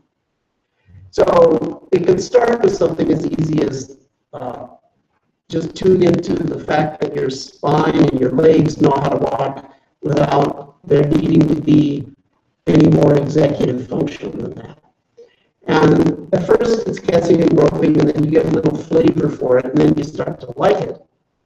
And then you get that feedback loop going. And then it's like really fun, okay? And then you just like walking down the street, but it's not you, it's just like nature is carrying you. And then it starts to infect other motor things. And when it infects the thinking, that's when you start to get these insightful thoughts that are intuitive. They just sort of come out of nowhere. You get creativity that just sort of comes out of nowhere. You have a thought process where it seems like there's no thinker. There can be an effortless spontaneity in the thoughts and a kind of dynamic energy.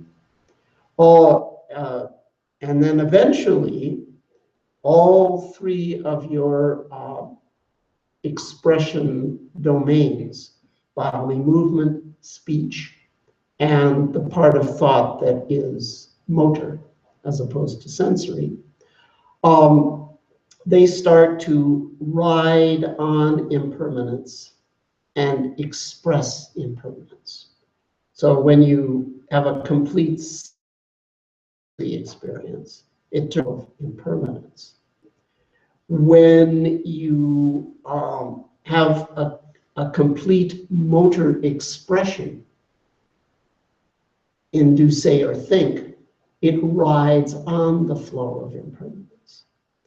And if both your input gates and your output gates are expressing the source, then we'll say that you are riding on the ox of enlightenment. And the metaphor of Zen, the ox herding pictures. So that's another way of working with the body, which is the learn how to express. Any questions about that? Yes. What you're describing reminds me very much of Tai Chi. It may take a year to learn the form, but once it's in your body, then it becomes this, at first it's conscious thinking, but once it's in the body, it becomes this sort of flow and this expression of the chi. And then, but it's not, it doesn't end when the form ends. It affects your whole way of being, so that you're practicing even though you're not formally doing the form. But when you're going about your day, it sounds somewhat similar to me. It's not somewhat similar, it's exactly that. Just so. It is just so. It is exactly that. And it's no coincidence that that comes from China also. Yes. I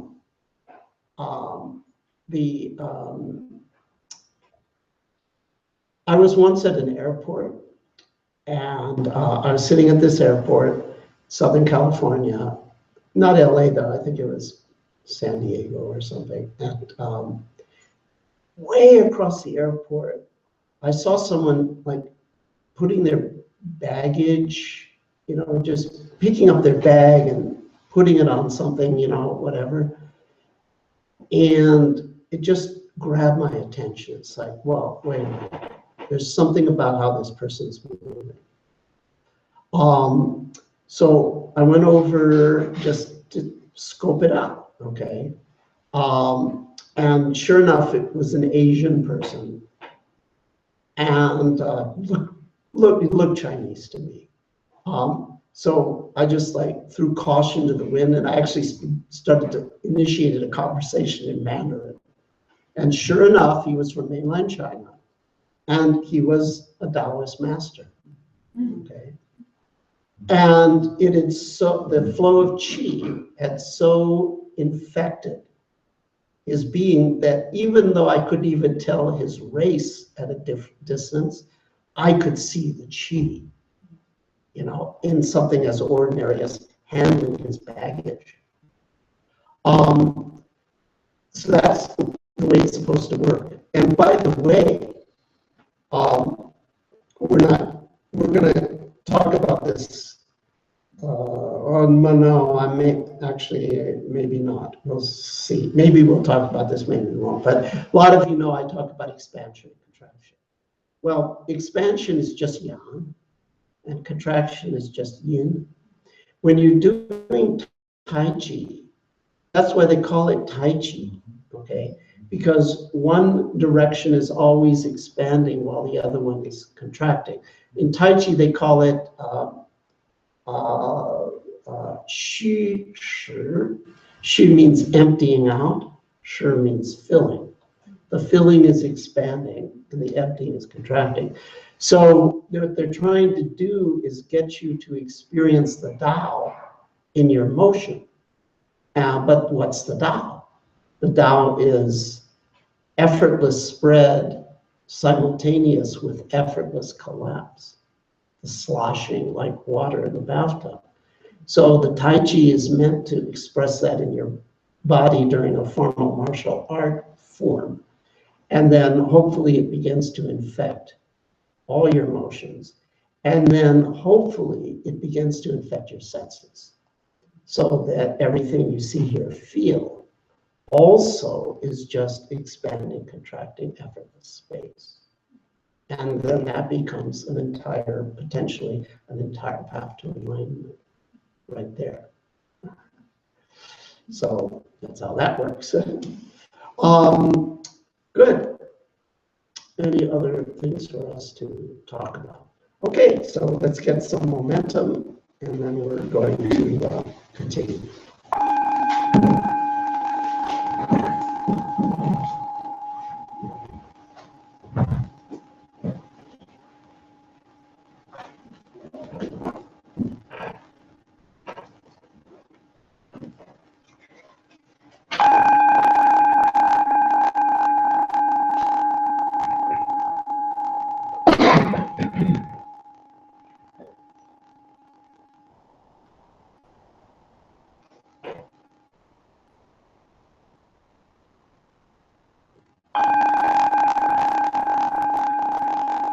Once again, take a moment to stretch up and settle in.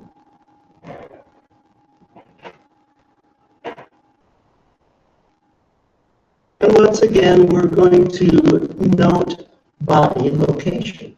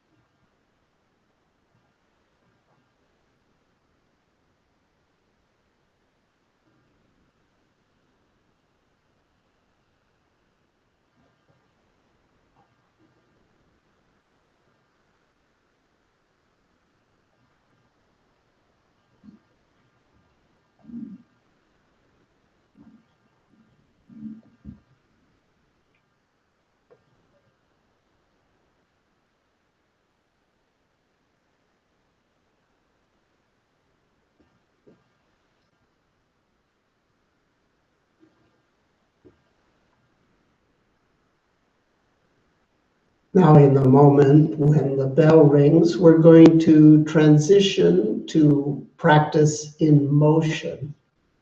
And just for the fun of it, let's explore the auto walk version of auto move. And then in about 20 minutes or so, you'll hear a bell again.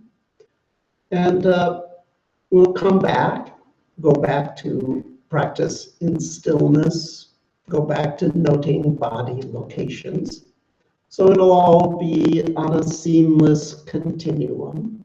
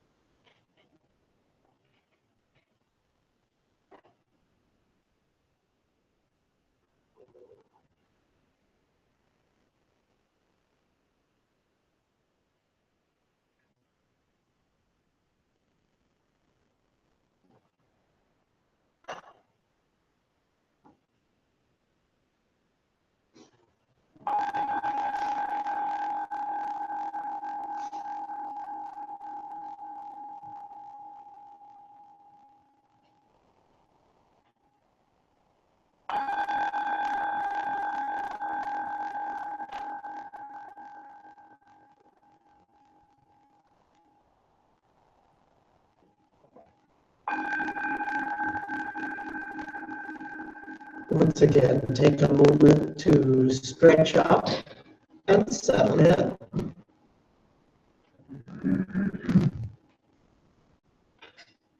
But this time, focus on the quality of being physically relaxed in your posture. The face goes smooth. The jaw drops. The shoulders release, the arms hang limp and loose, the legs happy not to bear weight. The 5 limbs, 2 arms, 2 legs, and neck up.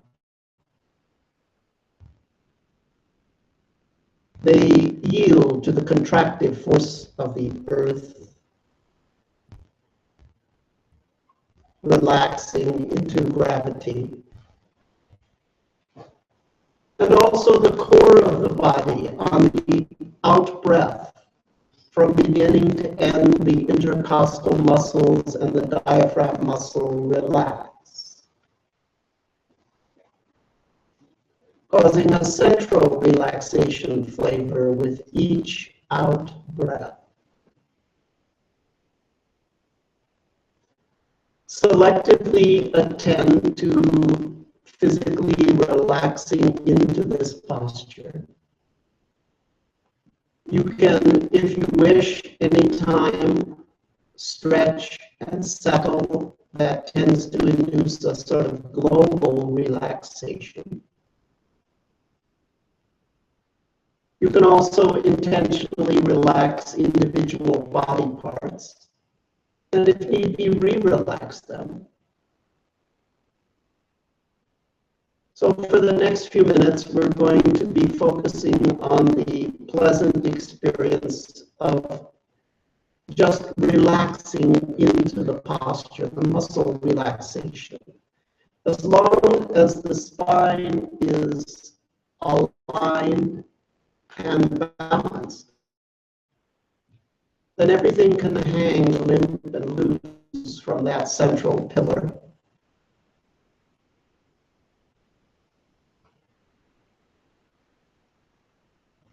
Feel free, if you have discomfort, to shift posture or to stand in place, but even when standing, you can still get that sense of deep settling. And try to experience it as broadly as you can throughout the body. And if non-rest, physical and or emotional sensations arise, let them, but in the background.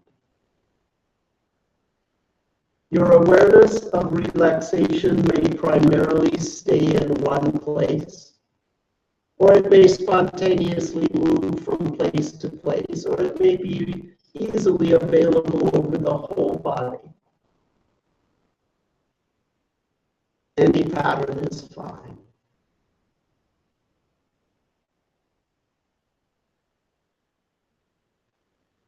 Just sit in the sense of relax into the posture.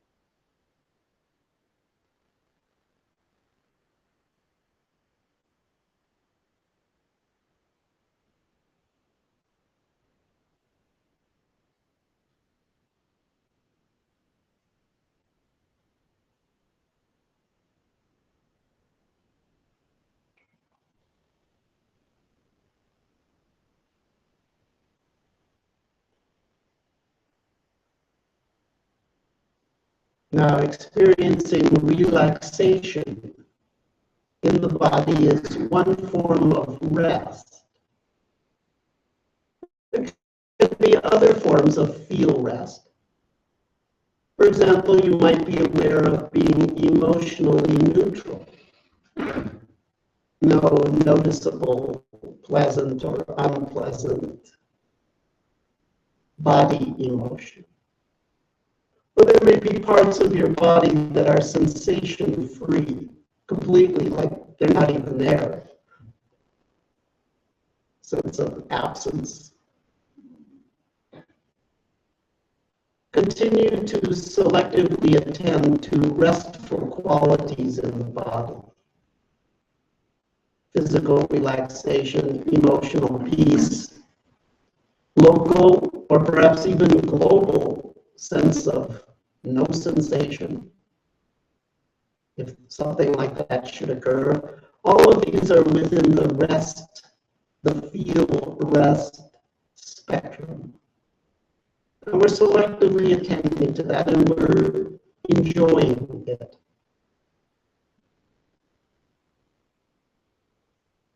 It's a pleasure, albeit a subtle one. But it is available to some degree on demand. Anytime you want, all you have to do is settle into a posture or settle into a movement. Subtle can be significant by selectively attending to a subtle pleasure, using concentration and clarity to contact it and then having equanimity with it. You can begin to have a source of fulfillment on demand, so to speak, throughout the day.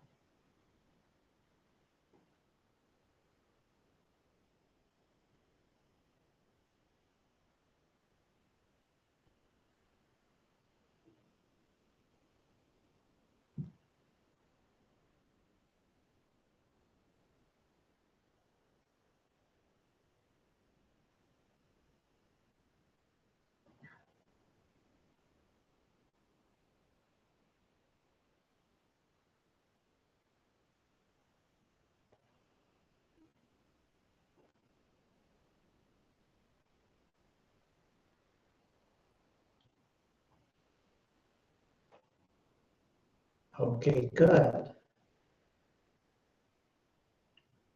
Now, let go of that for a moment, and we're going to explore something else.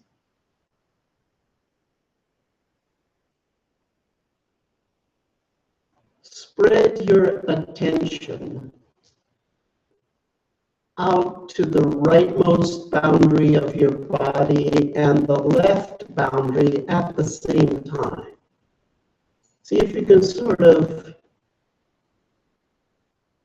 stretch the attention out on the right and the left. If possible, simultaneously. If not, might be a back and forth. That's okay too. But see if you can find on both sides where sensation ends and space begins. It might be right at your skin, or a little beyond that, or a lot beyond that. Sometimes sensation will sort of follow you out. But at some point on the right flank and the left, you should come to an openness where sensation becomes attenuated or completely absent. A sense of an openness on each side of body space. A certain amount of guessing and groping is going to be involved initially. That's okay.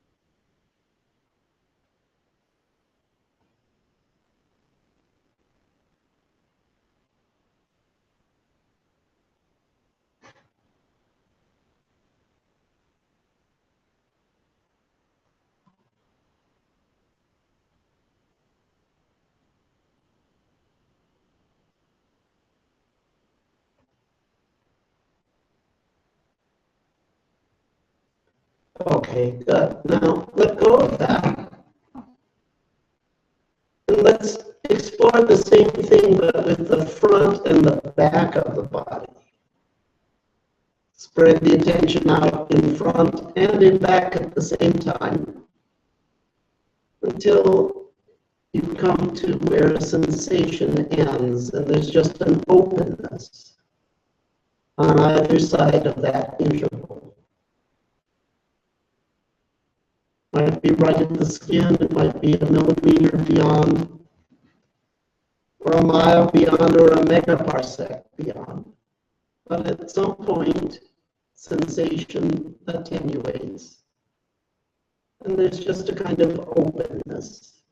A certain amount of guessing, groping, even imagining may be involved. That's okay.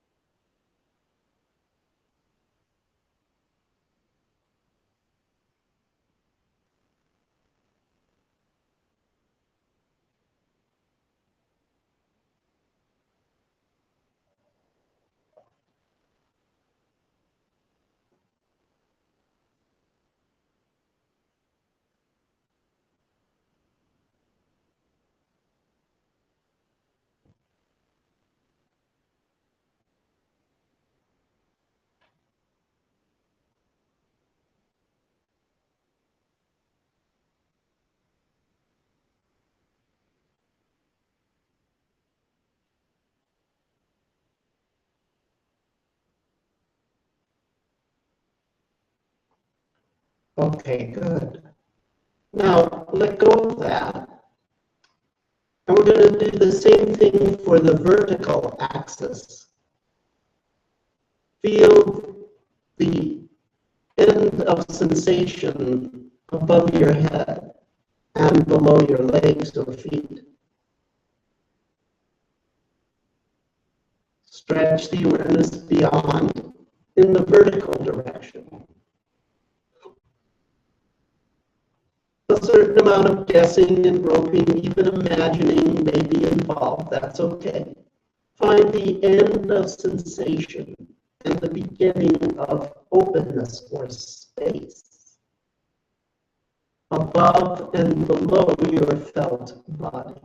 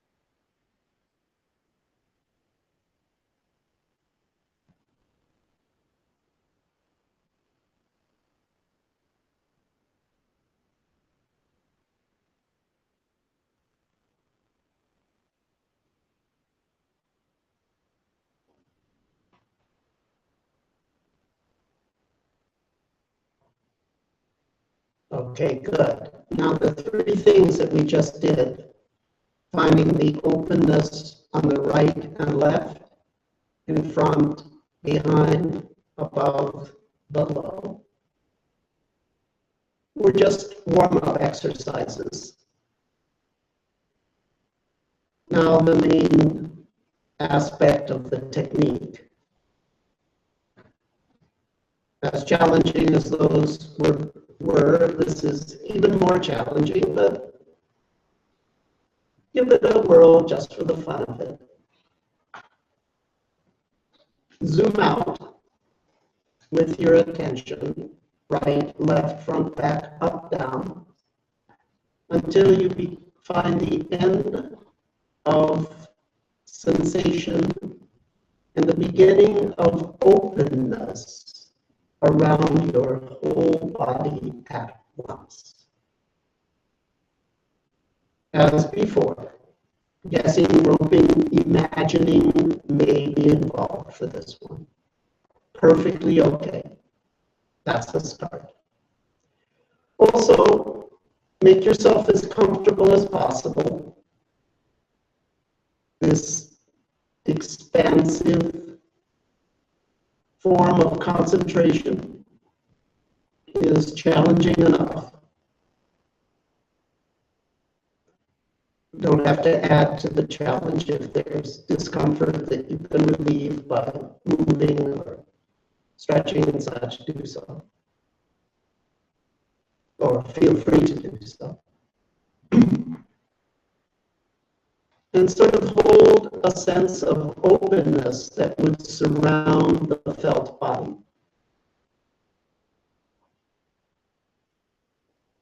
You're contacting space in its expansive form through the body, but it transcends body.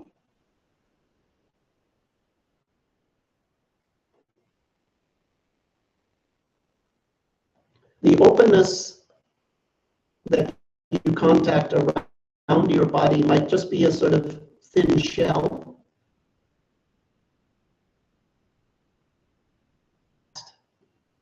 Even seemingly infinite, as good as the other. So whether it's vast openness or just a sort of vague sense of a space that is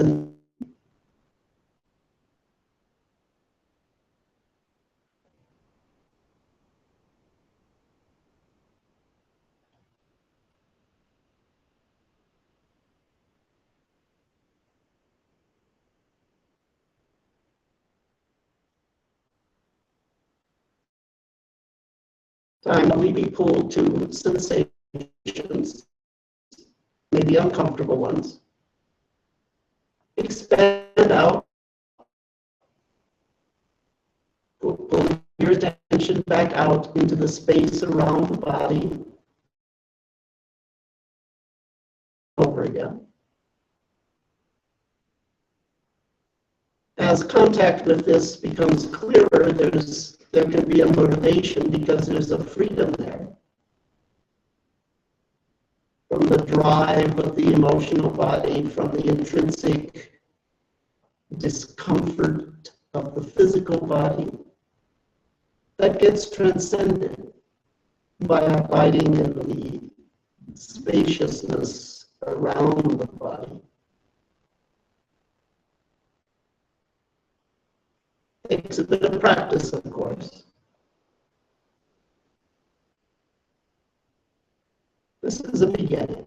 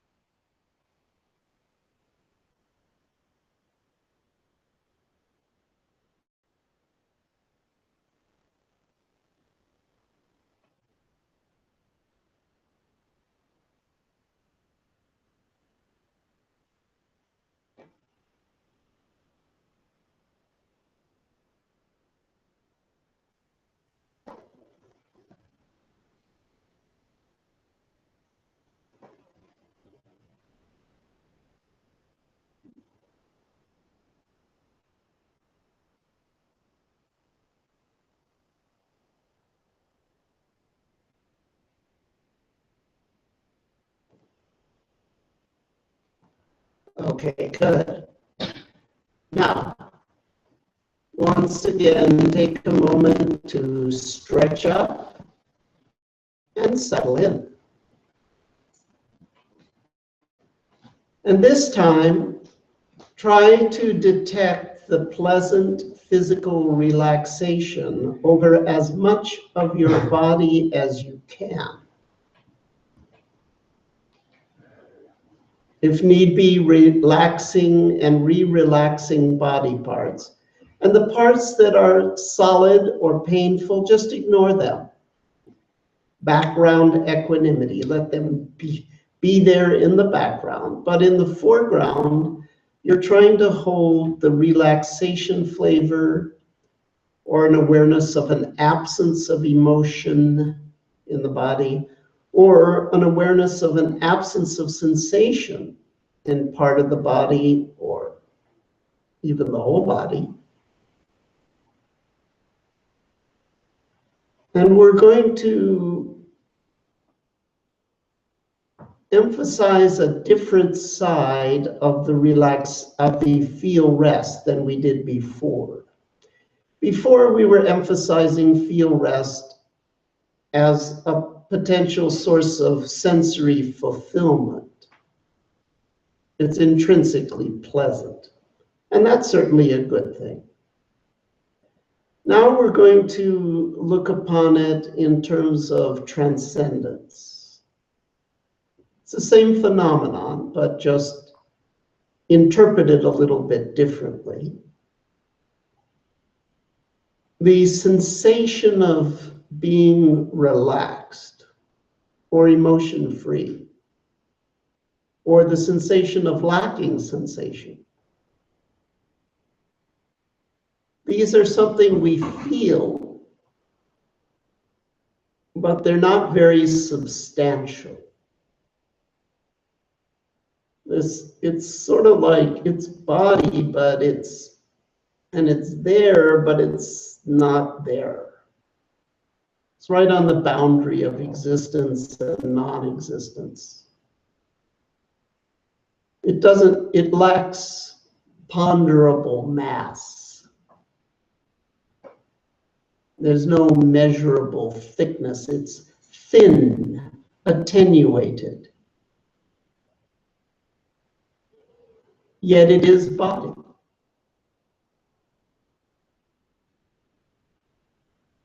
When we say space,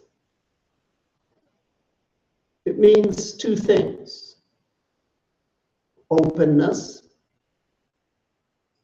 and vacuity. The openness aspect is expansion. The not much is there aspect is a thinning, it's a contractive or yin.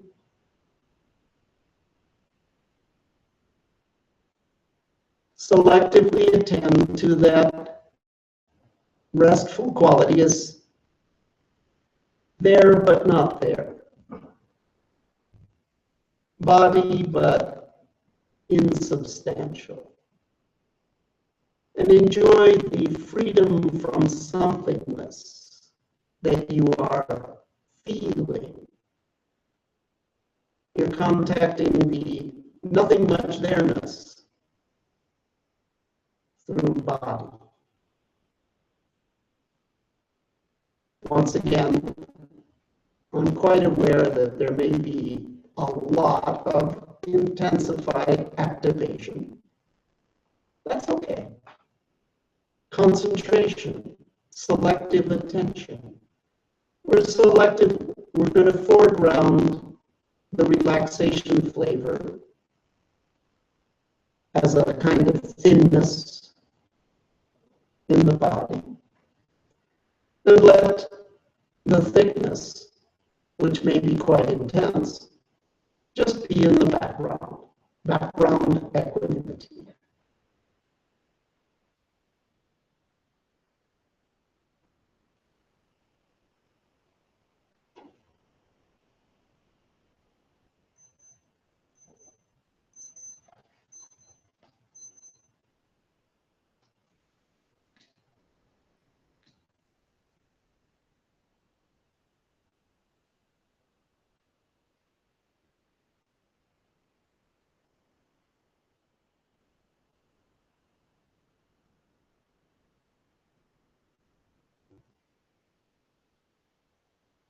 also let the mind and external sights and sounds be in the background.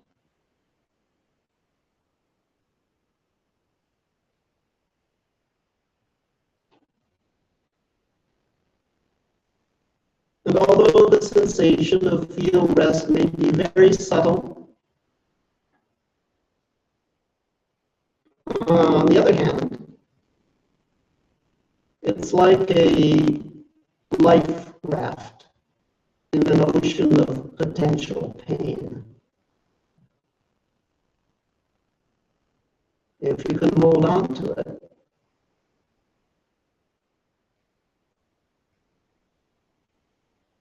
you have relief on demand.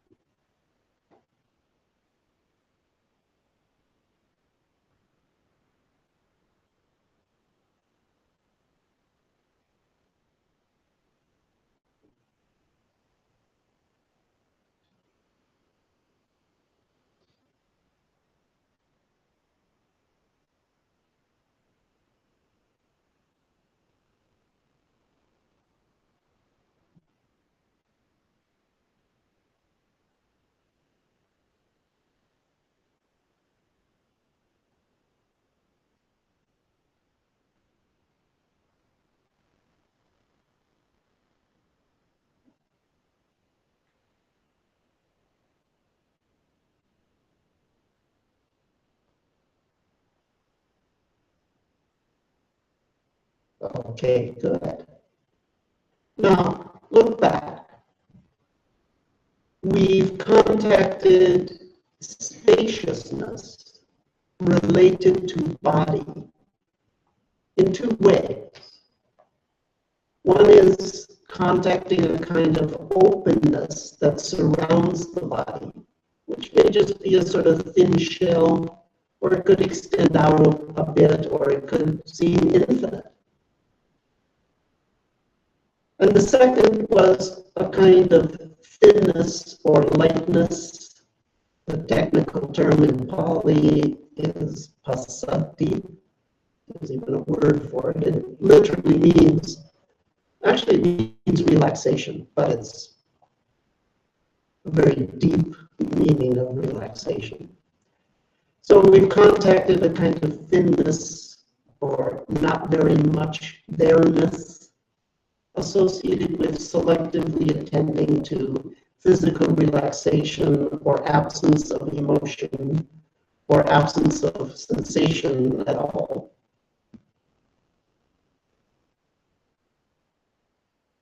These are two sides of spaciousness. And this gives us three ways to work with this theme. You could selectively just feel the space around, or you could feel the space throughout body, around body, throughout body. Sort of feel through the body or feel around the body, or you could feel around and through the body at the same time, which would be a form of simultaneous expansion and contraction.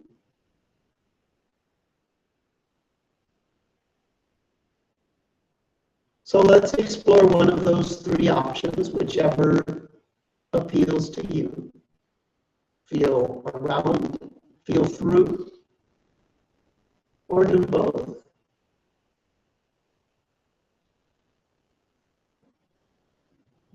I understand that.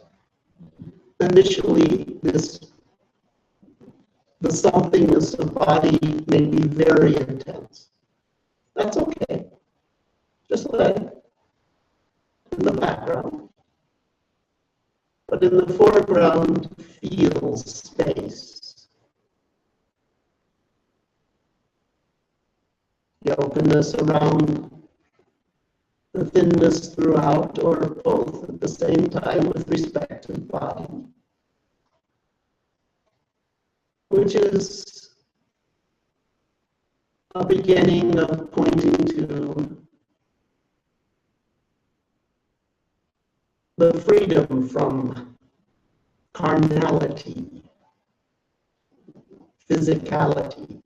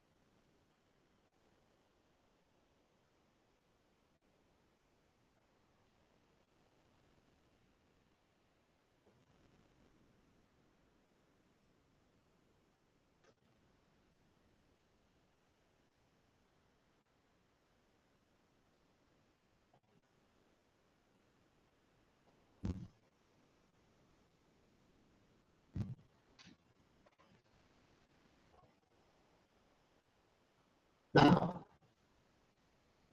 in a moment, we're going to go back to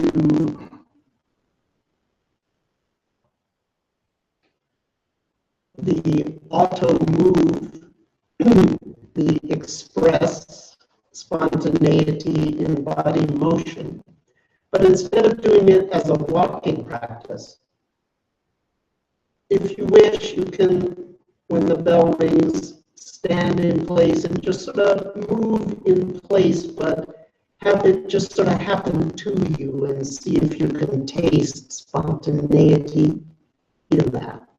Alternatively, some of you are very veteran sitters. If you want to just, we'll be winding up in just about an hour or so. It's not that long for a veteran sitter. If you want to just sit through, that's fine too. But we'll definitely also have the opportunity to express spontaneity, but this time not by, to make it short, so we won't leave the meditation room, the hall. It's just going to be like free movement, but it's a formal technique. You're trying to taste the body's self-organizing its motion, the no self, taking over, expanding and contracting. Or just sit through as you wish.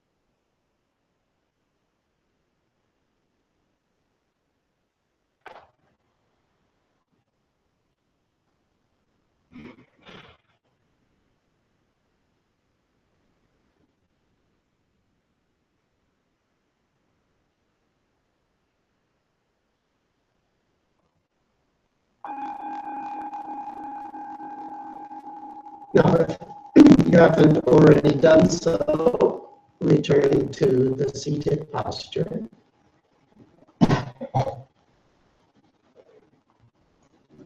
We've explored appreciating the body just as it is, using the noting body location technique. We explored transcending the body through focusing on the openness around, the thinness throughout, or both.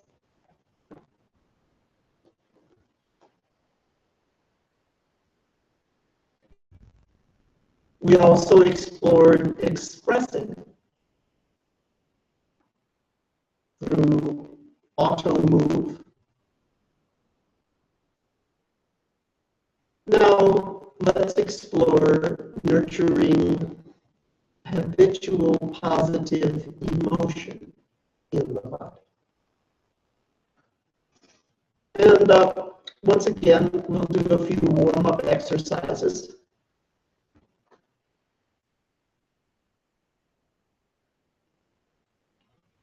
It's possible at this time that there's something pleasant in the body,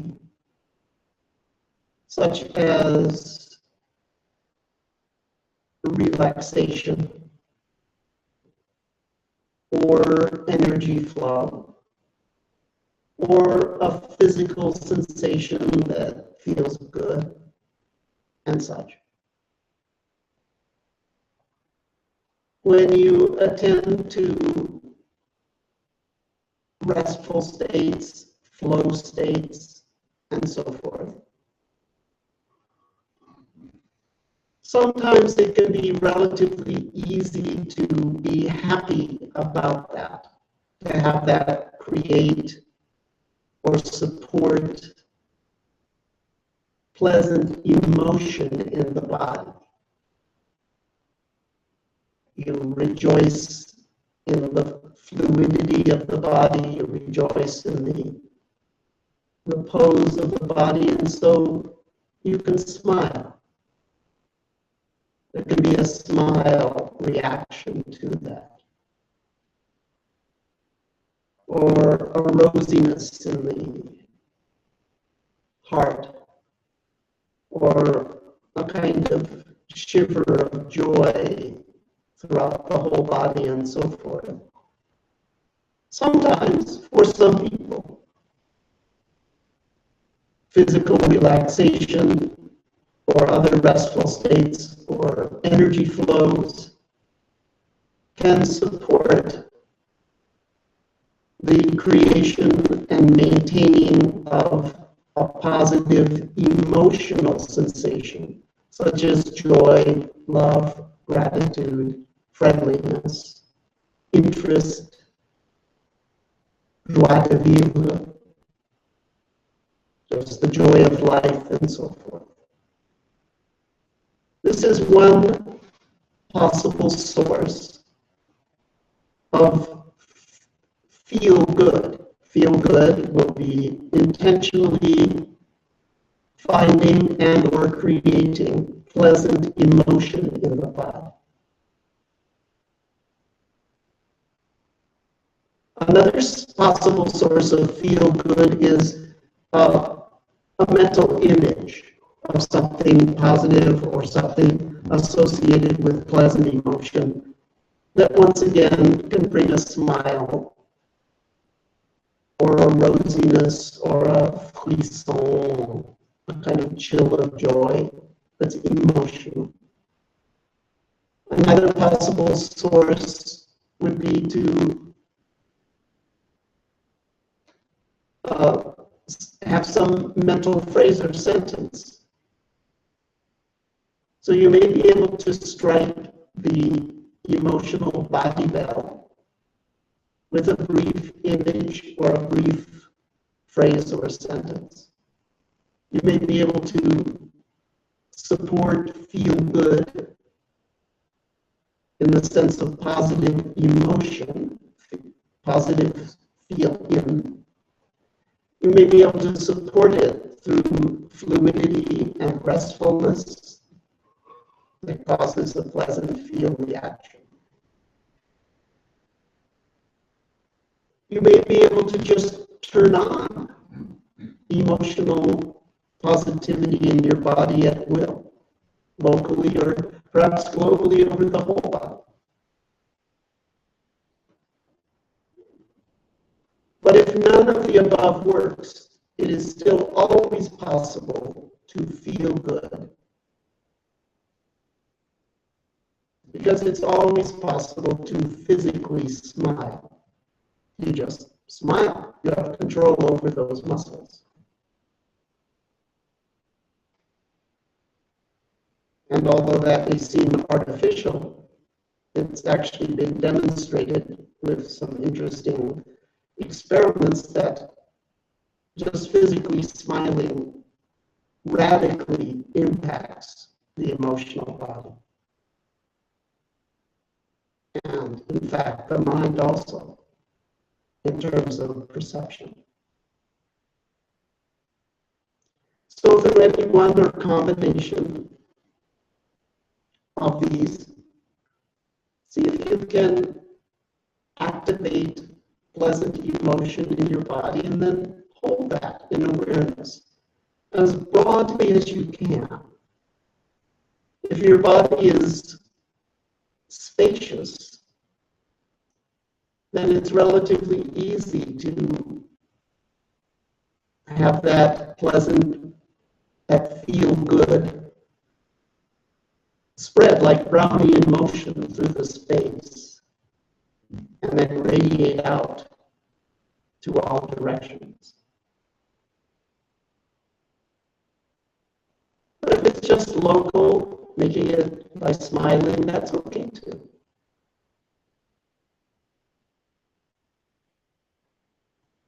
But if nothing else, be sure to at least subtly have a smile on the face.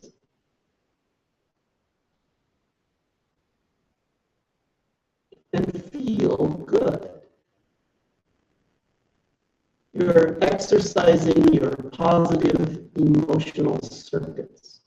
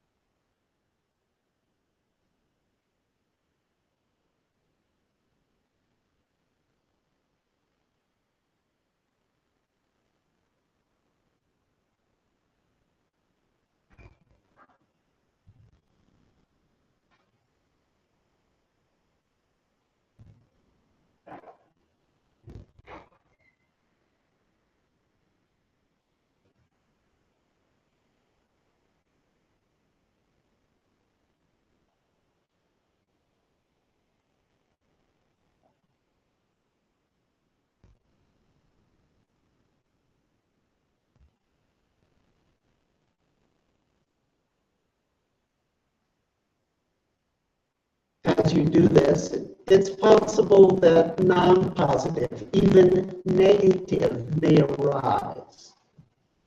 That's okay. Let it in the background. The primary cathartic factor is equanimity, allowing things to come and go without push and pull. There's foreground equanimity, where you do that with what you're focusing on.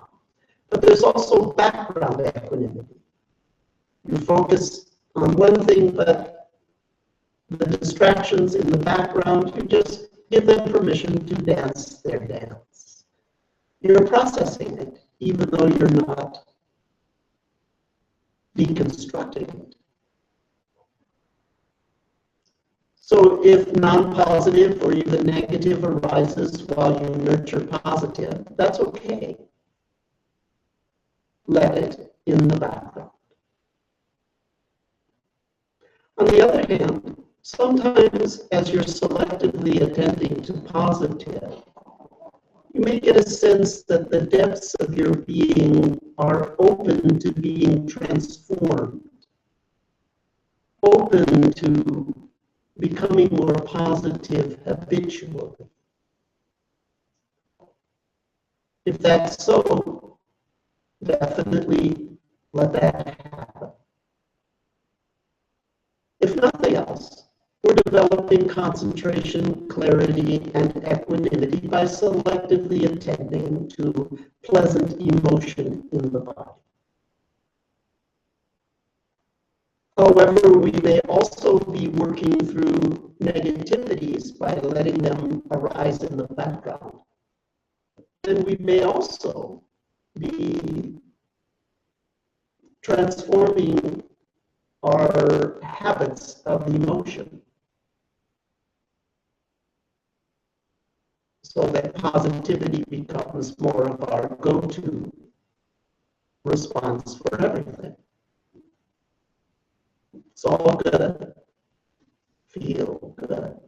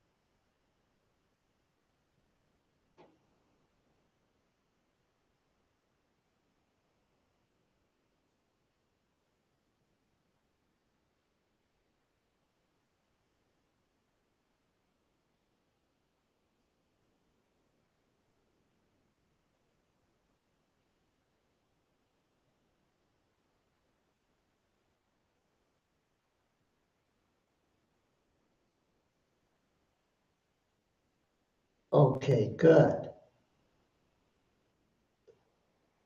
Now, let go of the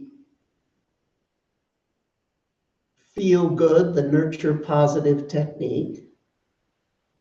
And we're going to go back to where we started. Appreciate. Note body locations. Now, it's possible, because of the work we've done, that there may be restful qualities, fluid qualities, spacious qualities, emotionally pleasant qualities that draw your attention. If so, fine. But if it's neutral or unpleasant, that's okay too.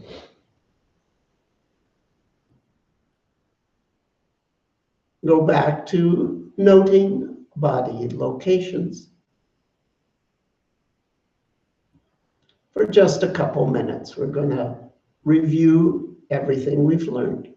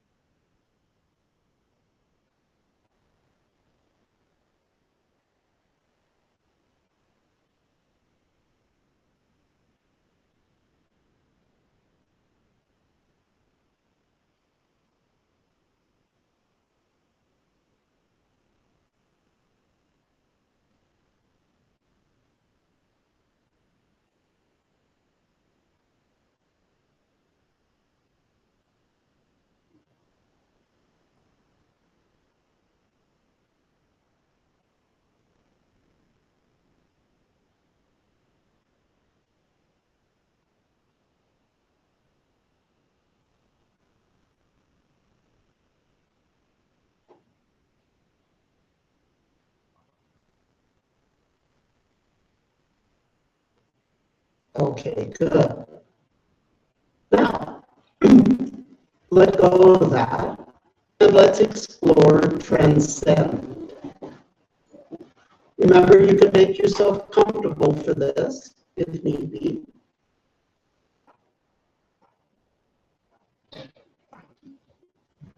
Shift around a little bit.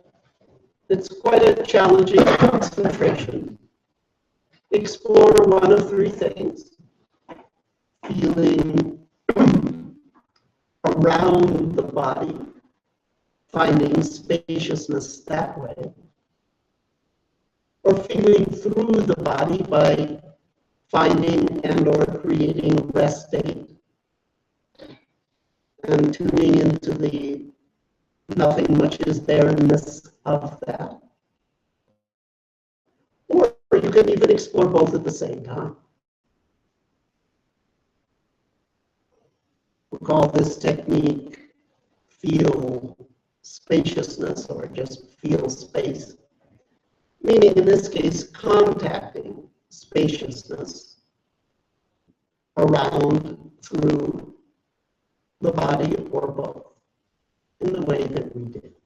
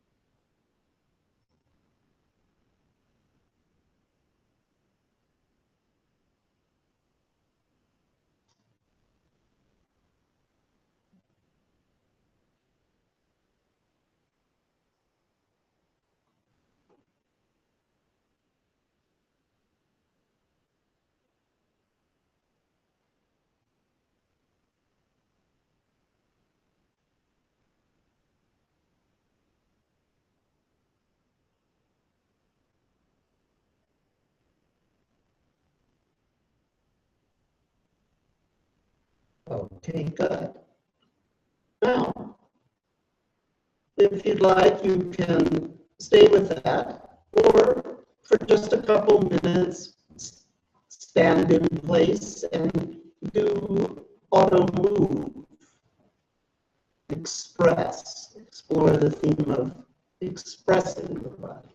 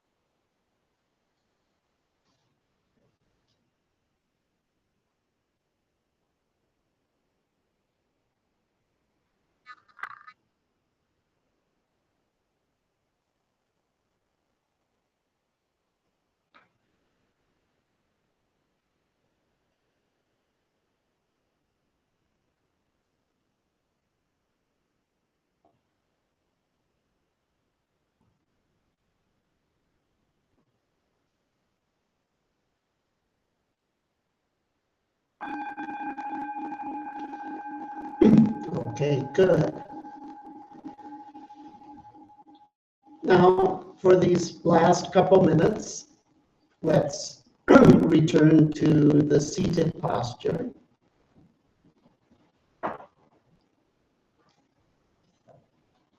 If you're not already doing that.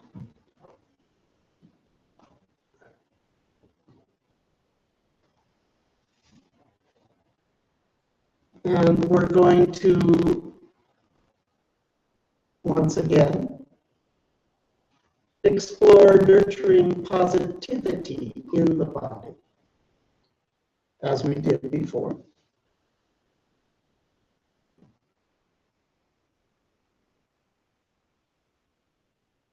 You may wish to sort of prime the pump, trigger it through image, briefly, or through mental talk, briefly, or sustain it through the presence of relaxation or energy that makes it easy for you to be emotionally happy. If nothing else, you can always physically smile.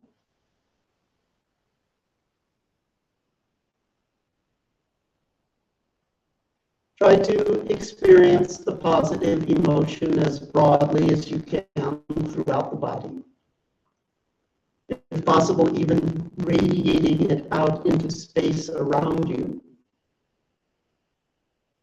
Make use of your knowledge of space. But if it's only just the hint of a smile on your face, that's fine, that's sufficient for feel good. The characteristic challenge in nurture positive is that non-positive or negative may arise. But we know exactly what to do with that. It becomes actually part of the technique. You background equanimize. You're processing. It's okay. This is not a fight between the good angels and the bad angels within you. It's not a rejecting of the negative or an attempt to latch on to the positive. It's simply a selective attention. With background equanimity, if non-positive arises. On the other hand, if you sense that the depths of your being, the deep, habitual self, is open to being informed, reformed, transformed into a more habitual, positive self. If there's a spontaneous window like that, we'll definitely let that happen. If not, that's okay. We're still developing our core skills: concentration, sensory clarity, equanimity. For just a couple minutes now, and then we'll be winding up.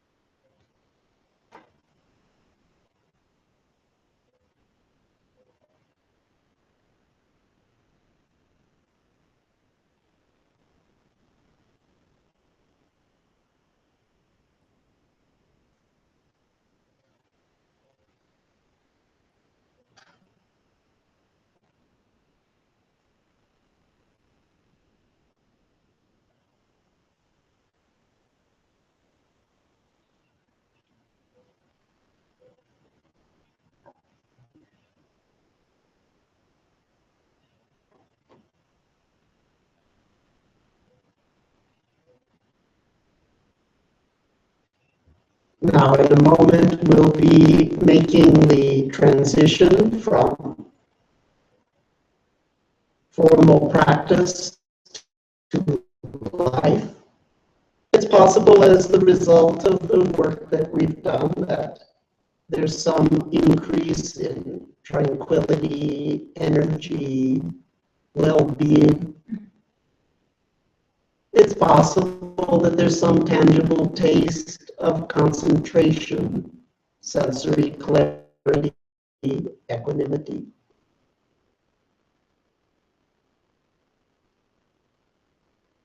It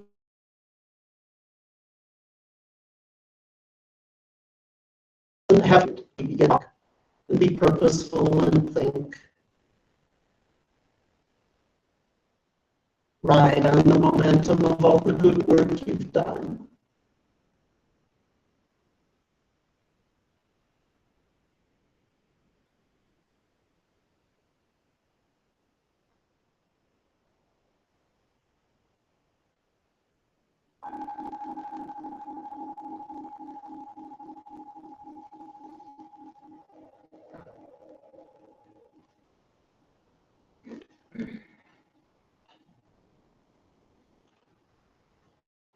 Okay, good work, folks. One last thing, drive carefully. You have been in a spiritualized domain, and so you want to be very careful when you operate heavy machinery next. The only allowed form of meditation in my system when you drive the car is see, hear, feel the drive. That's your samadhi. So drive safely, and any final announcements from the center? Looks like that's a no. So, oh, actually one last thing, both for the people watching around the world and for you folks. If you don't already know, I have monthly telephone-based retreats, second weekend of the month, almost always there, and it's modular. You can go to basicmindfulness.org if you want to continue working along these lines with these techniques. And in this paradigm, it's easily available to actually everyone in the world. So, okay, another day, another Dharma. Keep up the good work.